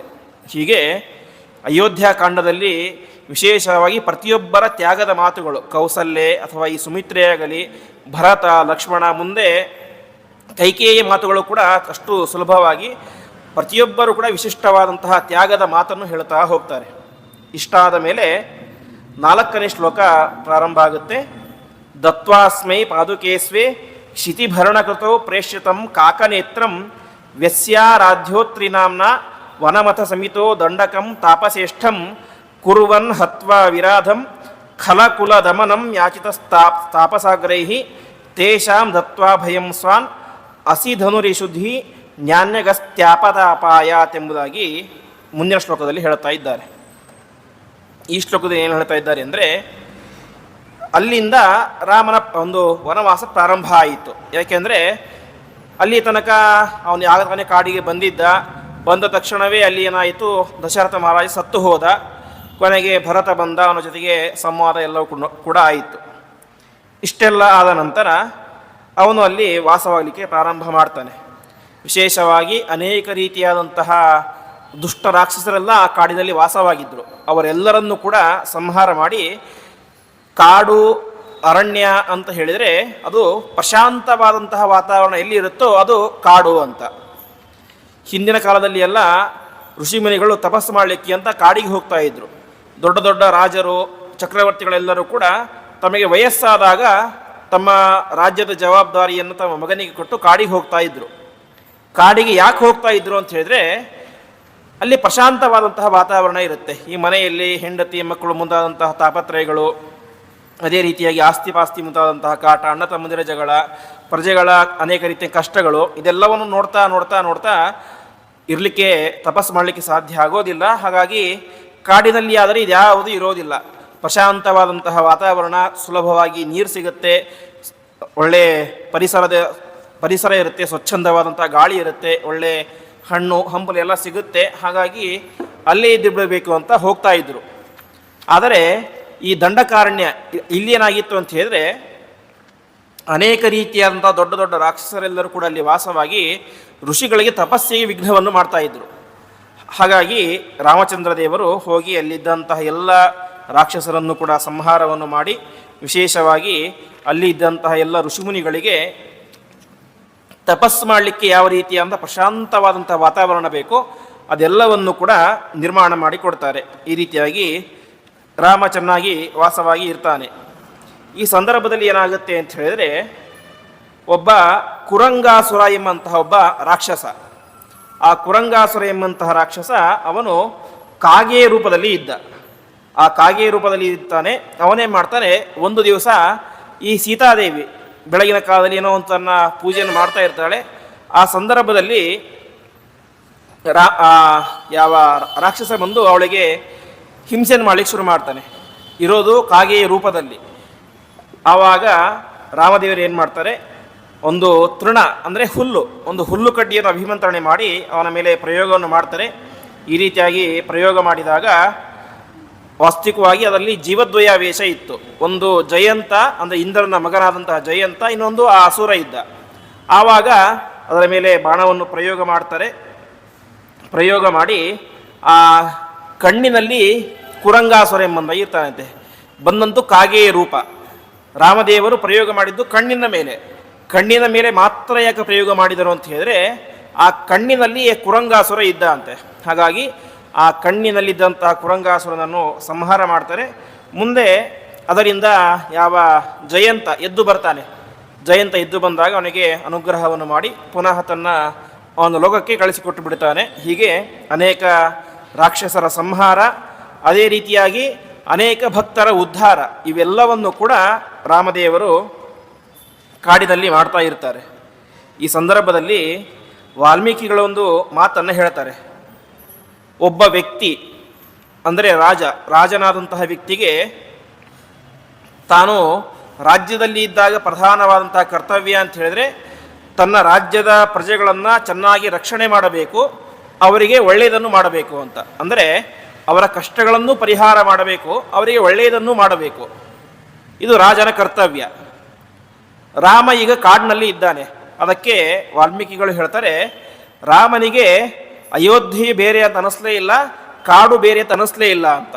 ಯಾಕೆಂದರೆ ರಾಮ ಅಯೋಧ್ಯೆಯಲ್ಲಿದ್ದಾಗ ಮಾಡ್ತಾ ಇದ್ದಂಥ ಕೆಲಸವೂ ಕೂಡ ಇದೆ. ದುಷ್ಟರ ಸಂಹಾರವನ್ನು ಮಾಡ್ತಾ ಇದ್ದ ಕೆಲವೊಮ್ಮೆ. ಅದೇ ರೀತಿಯಾಗಿ ಪ್ರಧಾನವಾಗಿ ಪ್ರಜೆಗಳಿಗೆ ಅವರಿಗೆ ಹಿತವನ್ನುಂಟು ಮಾಡೋದು, ಅವರ ಕಷ್ಟ ಕಾರ್ಪಣ್ಯಗಳನ್ನು ಪರಿಹಾರ ಮಾಡೋದು, ಅವರಿಗೆ ಏನು ಬೇಕೋ ಅದನ್ನು ಕೊಡುವುದು, ಅವರನ್ನು ಉದ್ಧಾರ ಮಾಡೋದು, ಈ ಕೆಲಸವನ್ನು ಅಯೋಧ್ಯೆಯಲ್ಲಿದ್ದಾಗ ಮಾಡ್ತಾ ಇದ್ದ. ಅರಣ್ಯಕ್ಕೆ ಬಂದಿದ್ದಾನೆ, ಈಗಲೂ ಅದೇ ಕೆಲಸ. ಇಲ್ಲಿದ್ದಂತಹ ದುಷ್ಟರ ಸಂಹಾರ, ಅಲ್ಲಿದ್ದಂತಹ ಋಷಿಮುನಿಗಳ ಅನೇಕ ಕಾಡಿನ ಜನರು ಅಂತ ಇರ್ತಾರೆ, ಅವರ ಉದ್ಧಾರ, ಅವರಿಗೇನು ಬೇಕೋ ಅದನ್ನೆಲ್ಲ ಕೊಡುವುದು, ಇಷ್ಟೆಲ್ಲವನ್ನು ಕೂಡ ಮಾಡ್ತಾ ಇದ್ದ. ಹಾಗಾಗಿ ರಾಮದೇವರು ಹೇಳ್ತಾರೆ ಒಂದು ದಿವಸ ಸೀತೆ ನನಗೆ ಅಯೋಧ್ಯೆಯನ್ನು ನಾನು ಬಿಟ್ಟು ಬಂದಿದ್ದೆ ಅಂತ ಅನ್ನಿಸ್ತಾನೆ ಇಲ್ಲ ನನಗೆ ಅಂತ. ಯಾಕೆಂದರೆ ಅಯೋಧ್ಯೆಯಲ್ಲಿ ಇದ್ದಾಗ ಏನೇನು ಕೆಲಸ ಮಾಡ್ತಾ ಇದ್ನೋ ಆ ಎಲ್ಲ ಕೆಲಸವನ್ನು ಕೂಡ ನಾನು ಏನು ಮಾಡ್ತಾ ಇದ್ದೇನೆ, ಈ ಒಂದು ಕಾಡಿನಲ್ಲಿ ಮಾಡ್ತಾ ಇದ್ದೇನೆ. ಹಾಗಾಗಿ ನನಗೆ ಅಯೋಧ್ಯೆಯಲ್ಲಿ ಇಲ್ಲ ಎನ್ನುವಂತಹ ಬೇಸರವೇ ನನಗೆ ಇಲ್ಲ ಎಂಬುದಾಗಿ ಹೇಳ್ತಾರೆ. ಆ ರೀತಿಯಾಗಿ ತನಗೆ ಬಂದಂತಹ ವನವಾಸವನ್ನು ಕೂಡ ಅತ್ಯಂತ ಸಹೃದಯತೆಯಿಂದಾಗಿ ಸ್ವೀಕಾರ ಮಾಡಿದಂತಹ ವ್ಯಕ್ತಿ ರಾಮದೇವರು. ಈ ರೀತಿಯಾಗಿ ಮಾಡ್ತಾ ಇರ್ತಾರೆ. ಆ ಒಂದು ಸಂದರ್ಭದಲ್ಲಿ ಏನಾಗುತ್ತೆ, ಅಲ್ಲಿಗೆ ಅತ್ರಿ ಋಷಿಗಳು ಬರ್ತಾರೆ. ಆ ಅತ್ರಿ ಋಷಿಗಳು ಬಂದಾಗ ಅವರಿಗೆ ವಿಶೇಷವಾದಂತಹ ಸತ್ಕಾರವನ್ನು ಮಾಡ್ತಾರೆ. ಸತ್ಕಾರವನ್ನು ಮಾಡಿದಾಗ ಮುಂದೆ ರಾಮಚಂದ್ರ ಏನು ಮಾಡ್ತಾನೆ, ದಂಡಕಾರಣ್ಯಕ್ಕೆ ಪ್ರವೇಶವನ್ನು ಮಾಡ್ತಾನೆ. ಇಲ್ಲಿ ತನಕ ಇದ್ದದ್ದು ಚಿತ್ರಕೂಟ ಪರ್ವತದಲ್ಲಿ. ಮುಂದೆ ಅತ್ರಿ ಮತ್ತು ಅನಸೂಯ ದಂಪತಿಗಳಿಬ್ಬರೂ ಕೂಡ ಅವರು ರಾಮನ ಆಶ್ರಮಕ್ಕೆ ಬರ್ತಾರೆ. ರಾಮನ ಆಶ್ರಮಕ್ಕೆ ಬಂದು ಅವರಿಗೆ ಹೇಳ್ತಾರೆ, ನೀವು ಇಲ್ಲೇ ಇರೋದು ಸರಿಯಲ್ಲ, ಮುಂದೆ ನೀವೆಲ್ಲರೂ ಕೂಡ ಒಂದು ದಂಡಕಾರಣ್ಯಕ್ಕೆ ಬರಬೇಕು ಎಂಬುದಾಗಿ ಪ್ರಾರ್ಥನೆಯನ್ನು ಮಾಡ್ತಾರೆ. ಈ ರೀತಿಯಾಗಿ ಪ್ರಾರ್ಥನೆ ಮಾಡಿದಾಗ ರಾಮದೇವರು ವಿಶೇಷವಾಗಿ ದಂಡಕಾರಣ್ಯಕ್ಕೆ ಬರ್ತಾರೆ. ಅಲ್ಲಿ ಅವರಿಗೆ ಶರಭಂಗ ಎಂಬಂತಹ ಒಬ್ಬ ಋಷಿಗಳು ಸಿಗ್ತಾರೆ. ಆ ಶರಭಂಗ ಋಷಿಗಳು ರಾಮದೇವರಿಗೆ ವಿಶೇಷವಾದಂತಹ ಸತ್ಕಾರವನ್ನು ಮಾಡ್ತಾರೆ. ಸತ್ಕಾರವನ್ನು ಮಾಡಿ ಅವರಿಗೆ ತುಂಬ ವಯಸ್ಸಾಗಿತ್ತು ಅಂತೆ. ವಯಸ್ಸಾದಂತಹ ಅವರು ತಮ್ಮ ದೇಹತ್ಯಾಗವನ್ನು ಮಾಡಬೇಕು ಅಂತ ಬಯಸಿದ್ದರು. ದೇಹತ್ಯಾಗ ಅಂತ ಹೇಳಿದರೆ ಹೇಗೆ ನಾವು ಸತೀದೇವಿ ಚರಿತ್ರೆಯನ್ನು ಕೇಳ್ತೇವೆ. ತನ್ನ ಶಕ್ತಿಯಿಂದ ಅಲ್ಲಿಯೇ ಒಂದು ಅಗ್ನಿಯನ್ನು ಹುಟ್ಟಿಸಿ ಅದರಲ್ಲಿ ತನ್ನ ದೇಹವನ್ನು ತ್ಯಾಗ ಮಾಡೋದು. ಅದೇ ರೀತಿಯಾಗಿ ಶರಭಂಗರು ಕೂಡ ಮಾಡಬೇಕು ಅಂತ ತೀರ್ಮಾನ ಮಾಡಿದ್ದರು. ಆದರೆ ಅವರಿಗೊಂದು ಆಸೆ ಇತ್ತು ಅಂತೆ. ಏನು ಅಂದರೆ, ನಾನು ರಾಮನ ಮುಂದೆ ನನ್ನ ದೇಹತ್ಯಾಗವನ್ನು ಮಾಡಬೇಕು ಅಂತ. ಆ ರೀತಿಯಾಗಿ ರಾಮದೇವರು ಬಂದಾಗ ಅವನ ಸಮಕ್ಷಮದಲ್ಲಿ ಏನೇ ತಾವು ಅಗ್ನಿ ಪ್ರವೇಶವನ್ನು ಮಾಡಿ ತಮ್ಮ ದೇಹವನ್ನು ತ್ಯಾಗ ಮಾಡ್ತಾರೆ. ಈ ರೀತಿಯಾಗಿ ಶರಭಂಗರಿಗೆ ವಿಶೇಷವಾದಂತಹ ಒಂದು ಆಶೀರ್ವಾದವನ್ನು ಮಾಡಿ ಮುಂದೆ ಇನ್ನೊಬ್ಬ ರಾಕ್ಷಸನ ಸಂಹಾರ. ಆ ರಾಕ್ಷಸ ಯಾರು ಅಂತ ಹೇಳಿದ್ರೆ ವಿರಾಧ ಅಂತ. ವಿರಾಧ ಎಂಬಂತಹ ದೊಡ್ಡ ರಾಕ್ಷಸ, ಅವನು ಬೇರೆ ಯಾರೂ ಅಲ್ಲ, ಒಬ್ಬ ಗಂಧರ್ವ. ಗಂಧರ್ವ ಲೋಕದಲ್ಲಿ ವಾಸವಾಗಿರ್ತಾರೆ. ಒಂದು ದಿವಸ ಈ ತುಂಬುರು ಎಂಬಂಥ ಗಂಧರ್ವ ಊರ್ವಶಿಯ ಮೇಲಿನ ಆಸೆಯಿಂದಾಗಿ ಅವಳ ಸಂಘವನ್ನು ಮಾಡ್ತಾನೆ ಅಂತೆ. ಈ ರೀತಿಯಾಗಿ ಸಂಘವನ್ನು ಮಾಡಿದಾಗ ಕುಬೇರ ಅವನಿಗೆ ಶಾಪವನ್ನು ಕೊಡ್ತಾನೆ, ನೀನು ರಾಕ್ಷಸನಾಗಿ ಹುಟ್ಟು ಅಂತ. ಈ ರೀತಿಯಾಗಿ ರಾಕ್ಷಸನಾಗಿ ಹುಟ್ಟುವ ಶಾಪ ಕೊಡ್ತಾನೆ. ಕೊನೆಗೆ ತುಂಬ ಪ್ರಾರ್ಥನೆ ಮಾಡಿದಾಗ ಸಾಕ್ಷಾತ್ ಪರಮಾತ್ಮನೇನೇ ಬಂದು ನಿನ್ನನ್ನು ಉದ್ಧಾರ ಮಾಡ್ತಾನೆ ಎಂಬುದಾಗಿ ಅದಕ್ಕೆ ಪ್ರತಿಯಾಗಿ ಇನ್ನೊಂದು ಉಶಾಪವನ್ನು ಕೂಡ ಕೊಡ್ತಾನೆ. ಈಗ ಆ ಸಂದರ್ಭ ಬರುತ್ತೆ. ಇಲ್ಲಿ ವಿರಾಧ ಅವನು ಬಂದು ಅವರಿಗೆ ತುಂಬ ತೊಂದರೆಯನ್ನು ಕೊಡ್ತಾ ಇರ್ತಾನೆ. ಈ ರೀತಿ ತೊಂದರೆಯನ್ನು ಕೊಡಬೇಕಾದರೆ ಆ ವಿರಾಧ ಎಂಬಂತಹ ರಾಕ್ಷಸನನ್ನು ಕೂಡ ವಿಶೇಷವಾಗಿ ಸಂಹಾರವನ್ನು ಮಾಡಿ ಅವನಲ್ಲಿ ಇದ್ದಂತಹ ಆ ತುಂಬುರು ಎಂಬಂತಹ ಗಂಧರ್ವ ಅವನಿಗೆ ಉತ್ತಮವಾದಂತಹ ಲೋಕವನ್ನು ಅವನು ಅನುಗ್ರಹವನ್ನು ಮಾಡ್ತಾನೆ. ಇಷ್ಟೆಲ್ಲ ಆಯಿತು.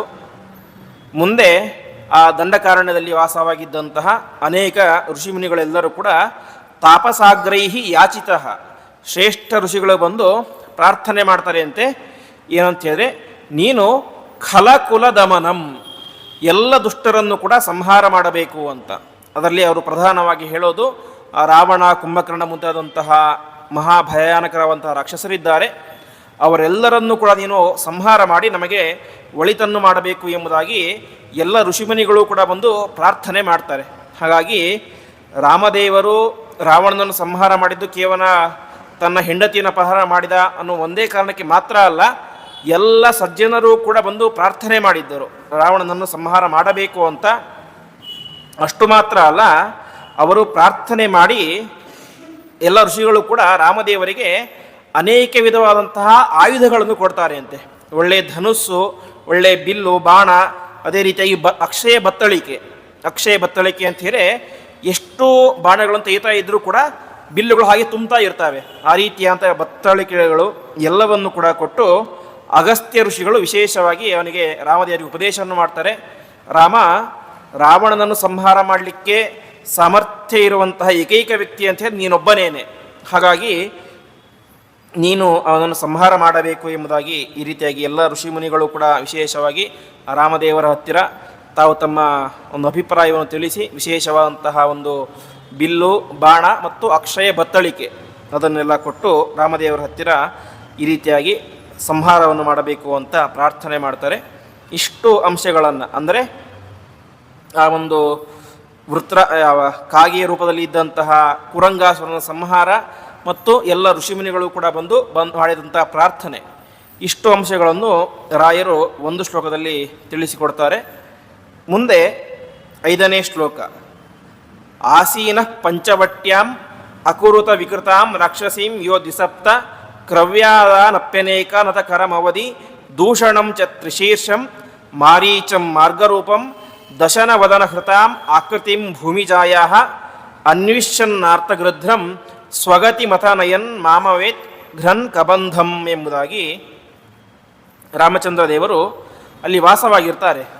ಮುಂದೆ ಪಂಚವಟಿ ಎಂಬಂತಹ ಕ್ಷೇತ್ರಕ್ಕೆ ಬರ್ತಾರೆ. ಪಂಚವಟಿ ಕ್ಷೇತ್ರ ಅಂತ ಹೇಳಿದರೆ 5 ವಟವೃಕ್ಷಗಳು.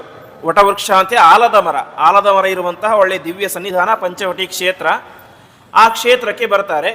ಆ ಕ್ಷೇತ್ರದಲ್ಲಿ ಅನೇಕ ದಿವಸಗಳ ಕಾಲ ವಾಸವಾಗಿದ್ದಾಗ ಅಲ್ಲಿಗೆ ಒಬ್ಬ ರಾಕ್ಷಸಿ ಬರ್ತಾಳೆ. ಅವಳೇ ಶೂರ್ಪಣಖ ಅಂತ. ಹಿಂದೆ ನಾವು ಕೇಳಿದಂತೆ ಶೂರ್ಪಣಕ್ಕೆ ಬಂದು ರಾಮನ ಮೇಲೆ ಆಸೆ ಪಡದೇ ಹೋಗಿದ್ದರೆ ಆ ರಾವಣ, ಕುಂಭಕರ್ಣಾದಿಗಳ ಒಂದು ಸಂಹಾರ ಅಷ್ಟು ಸುಲಭ ಆಗ್ತಾ ಇರಲಿಲ್ಲ. ಹಾಗಾಗಿ ಇದೆಲ್ಲದಕ್ಕೂ ಕೂಡ ಮೂಲ ಬೀಜ ಅದು ಶೂರ್ಪಣಖೆ. ಶೂರ್ಪಣಖೆ ಒಂದು ದಿವಸ ಬರ್ತಾಳೆ. ಬಂದಾಗ ರಾಮ ಒಂದು ಕಡೆ ಇರ್ತಾನೆ. ರಾಮನ ಹತ್ರ ಕೇಳ್ತಾಳೆ, ನೀನು ಯಾರು ಅಂತ. ಇಷ್ಟು ಭಯಾನಕವಾದಂಥ ಅರಣ್ಯ ಇದೆ, ಈ ಅರಣ್ಯದಲ್ಲಿ ಒಳ್ಳೆಯ ಸುಂದರವಾದಂತಹ ಯುವಕ ಇದ್ದಾಗಿದ್ದೀಯಾ, ನೋಡಿದರೆ ಮುಖ ನೋಡಿದರೆ ಮುಖದಲ್ಲಿ ಒಳ್ಳೆಯ ಕಾಂತಿ ಇದೆ, ಒಳ್ಳೆಯ ಕ್ಷತ್ರಿಯನ ತೇಜಸ್ಸಿದೆ, ವೇಷ ನೋಡಿದರೆ ಋಷಿಗಳ ಥರ ಇದೆ, ಯಾರು ನೀನು ಎಂಬುದಾಗಿ ಕೇಳ್ತಾಳೆ ಆ ಶೂರ್ಪಣಖ.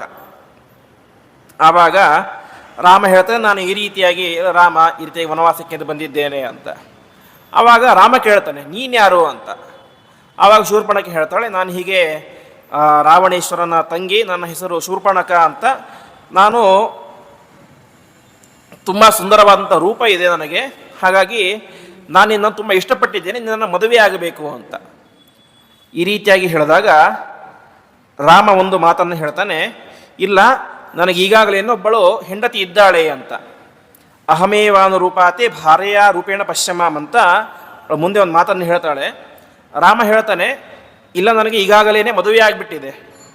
ಆವಾಗ ಶೂರ್ಪಣಖೆ ಹೇಳ್ತಾಳೆ, ಅಲ್ಲ, ರಾಜಾನು ಬಹುವಲ್ಲಭಾಹ ಅಂತ, ರಾಜರಿಗೆ ಎಷ್ಟು ಜನ ಹೆಂಡತಿ ಇರಬೇಕಾದ್ರೂ ಇರ್ಬೋದು ಅಂತ.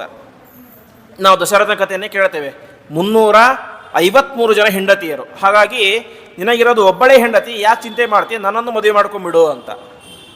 ಆವಾಗ ರಾಮ ಹೇಳ್ತಾನೆ, ಇಲ್ಲ ಇಲ್ಲ, ಸಾಧ್ಯನೇ ಇಲ್ಲ, ನಾನೊಂದು ಸಂಕಲ್ಪ ಮಾಡಿದ್ದೇನೆ. ನೀನು ಹೇಳಿದ್ದು ಸರಿ, ರಾಜರಿಗೆ ಎಷ್ಟು ಜನ ಬೇಕಾದರೂ ಕೂಡ ಹೆಂಡತಿಯರು ಇರಬಹುದು, ಆದರೆ ನಾನು ಒಂದು ಸಂಕಲ್ಪ ಮಾಡಿದ್ದೇನೆ, ಏಕಪತ್ನಿ ವ್ರತಸ್ಥನಾಗಿ ಇರ್ತೇನೆ ಅಂತ. ಹಾಗಾಗಿ ನಾನು ಮದುವೆ ಆಗಲಿಕ್ಕೆ ಸಾಧ್ಯ ಇಲ್ಲ. ಹಾಗಾಗಿ ನನಗೆ ಇನ್ನೊಬ್ಬ ತಮ್ಮ ಇದ್ದಾನೆ ಲಕ್ಷ್ಮಣ ಅಂತ, ನೀನು ಬೇಕಾದರೆ ಅವನನ್ನು ಹೋಗಿ ಕೇಳು ಅಂತ ಸ್ವಲ್ಪ ತಮಾಷೆ ಮಾಡ್ತಾನೆ. ಯಾರು? ರಾಮದೇವರು. ಸ್ವಲ್ಪ ತಮಾಷೆ ನೋಡೋಣ ಅಂತ ಶೂರ್ಪಣಖೆ ಈ ರೀತಿ ಹೇಳ್ತಾನೆ, ನನ್ನ ಒಬ್ಬ ತಮ್ಮ ಇದ್ದಾನೆ, ಅವನನ್ನು ಹೋಗಿ ಕೇಳು ಅಂತ. ಆವಾಗ ಸರಿ ಅಂತ ಅಲ್ಲೇ ಪಕ್ಕದಲ್ಲಿ ಲಕ್ಷ್ಮಣ ಇರ್ತಾನೆ. ಹೋಗಿ ಶೂರ್ಪಣಖೆ ಹೇಳ್ತಾಳೆ, ಮದುವೆ ಆಗಬೇಕು ನನ್ನನ್ನು ಅಂತೆಲ್ಲ ಹೇಳ್ತಾಳೆ. ಆವಾಗ ಲಕ್ಷ್ಮಣ ಹೇಳ್ತಾನೆ, ನೋಡು ಶೂರ್ಪಣಖೆ, ನಾನು ರಾಮನ ಸೇವಕ, ರಾಮನ ದಾಸ, ಹಾಗಾಗಿ ನೀನು ನನ್ನನ್ನು ಮದುವೆ ಆಗ್ದೀಯ ಅಂತ ಹೇಳಿದ್ರೆ ಆವಾಗ ಏನಾಗ್ತೀಯ, ನೀನು ಕೂಡ ಒಬ್ಬ ಸೇವಕನ ಹೆಂಡತಿ, ಸೇವಕಿ ಆಗ್ತಾಳೆ. ಹಾಗಾಗಿ ನೀನು ಕೂಡ ಒಬ್ಬ ಸೇವಕಿ ಆಗಬೇಕಾಗತ್ತೆ ಹೊರತು ನೀನು ರಾಜಕುಮಾರಿ ಆಗಲಿಕ್ಕೆ ಸಾಧ್ಯನೇ ಇಲ್ಲ. ಹಾಗಾಗಿ ರಾಮನಿಗೆ ಇರೋದು ಒಬ್ಬಳೇ ಹೆಂಡತಿ, ನೀನೊಬ್ಬಳು ಸೇರಿದ್ರೆ ಜಾಸ್ತಿ ಆಗೋದಿಲ್ಲ, ನೀನು ಹೋಗಿ ಅವನನ್ನೇ ಕೇಳು ಅಂತ ಲಕ್ಷ್ಮಣನ ಕೂಡ ಸ್ವಲ್ಪ ತಮಾಷೆ ಮಾಡ್ತಾನೆ ಅಂತೆ. ಲಕ್ಷ್ಮಣನ ಹತ್ರ ಹೋದರೆ ರಾಮನ ಹತ್ರ ಕಳಿಸೋದು, ರಾಮನ ಹತ್ರ ಹೋದರೆ ಲಕ್ಷ್ಮಣನ ಹತ್ರ ಕಳಿಸೋದು, ಈ ರೀತಿಯಾಗಿ ಆಗುತ್ತೆ. ಇಷ್ಟ ಆದಾಗ ರಾಮದೇವರು ಒಂದು ಮಾತನ್ನು ಹೇಳ್ತಾಳೆ, ಕ್ರೂರೈಹಿ ಅನಾರೇಹಿ ಸೌಮಿತ್ರೆ ಪರಿಹಾಸ ಕಥಂಚನ ಅಂತ. ತುಂಬ ಕ್ರೂರವಾದಂಥ ವ್ಯಕ್ತಿಗಳ ಜೊತೆಗೆ ಅಥವಾ ಮನುಷ್ಯತ್ವ ಇಲ್ಲದೇ ಇರುವಂಥ ವ್ಯಕ್ತಿಗಳ ಜೊತೆಗೆ ಜಾಸ್ತಿ ಹೊತ್ತು ತಮಾಷೆ ಮಾಡೋದು ಸರಿಯಲ್ಲ ಲಕ್ಷ್ಮಣ. ಹಾಗಾಗಿ ನಕಾರ್ಯ ಪಶ್ಯ ವೈದೇಹಿಂ ಕಥಂಚಿತ್ ಸೌಮ್ಯ ಜೀವತಿಂ ಅಂತ ನಾವೇನೋ ತಮಾಷೆ ಮಾಡ್ತಾ ಇದ್ದೇವೆ, ಆದರೆ ನಮ್ಮ ತಮಾಷೆಯನ್ನು ನೋಡಿ ಆ ಸೀತೆಯನ್ನು ನೋಡು ಅಂತ. ಸೀತೆಯನ್ನು ಒಂದು ಕ್ಷಣ ಲಕ್ಷ್ಮಣ ನೋಡ್ತಾನೆ, ತುಂಬ ಹೆದರಿ ನಡುಕ್ತಾ ಇರ್ತಾಳೆ. ಯಾರು? ಆ ಸೀತೆ. ಯಾಕೆಂದರೆ ಆ ಶೂರ್ಪಣಖೆಯನ್ನು ನೋಡಿ ಹೆದರಿ ಬಿಟ್ಟಿರ್ತಾಳೆ ಪಾಪ ಸೀತೆ. ಹಾಗಾಗಿ ತಮಾಷೆ ಜಾಸ್ತಿ ಮಾಡೋದು ಬೇಡ, ಅವಳಿಗೆ ಏನು ಮಾಡಬೇಕೋ ಅದನ್ನು ಮಾಡು ಅಂತ. ತಕ್ಷಣದಲ್ಲಿ ಏನೇ ಯಾವ ಲಕ್ಷ್ಮಣ ತಾನೇನು ಮಾಡ್ತಾನೆ, ಅಲ್ಲಿ ಇದ್ದಂತಹ ಒಂದು ಶೂರ್ಪಣಖೆಯನ್ನು ಅವಳ ಕಿವಿ ಮತ್ತು ಮೂಗನ್ನು ಕತ್ತರಿಸಿ ಅವಳನ್ನು ಕಳಿಸಿಬಿಡ್ತಾನೆ. ಈ ರೀತಿಯಾಗಿ ಶೂರ್ಪಣಖೆ ಏನು ಮಾಡ್ತಾಳೆ, ಅಲ್ಲಿಂದ ನೇರವಾಗಿ ಆ ಒಂದು ರಾವಣನ ಅರಮನೆಗೆ ಹೋಗ್ತಾಳೆ. ಅರಮನೆಗೆ ಹೋದಾಗ ರಾವಣನಿಗೆ ತುಂಬ ಆಶ್ಚರ್ಯ ಆಗಿಬಿಡ್ತು, ಇದೇನಿದು, ನನ್ನ ತಂಗಿಯ ಮೂಗನ್ನು ಯಾರು ಕತ್ತರಿಸಿ ಬಿಟ್ಟಿದ್ದಾರೆ ಅಂತ.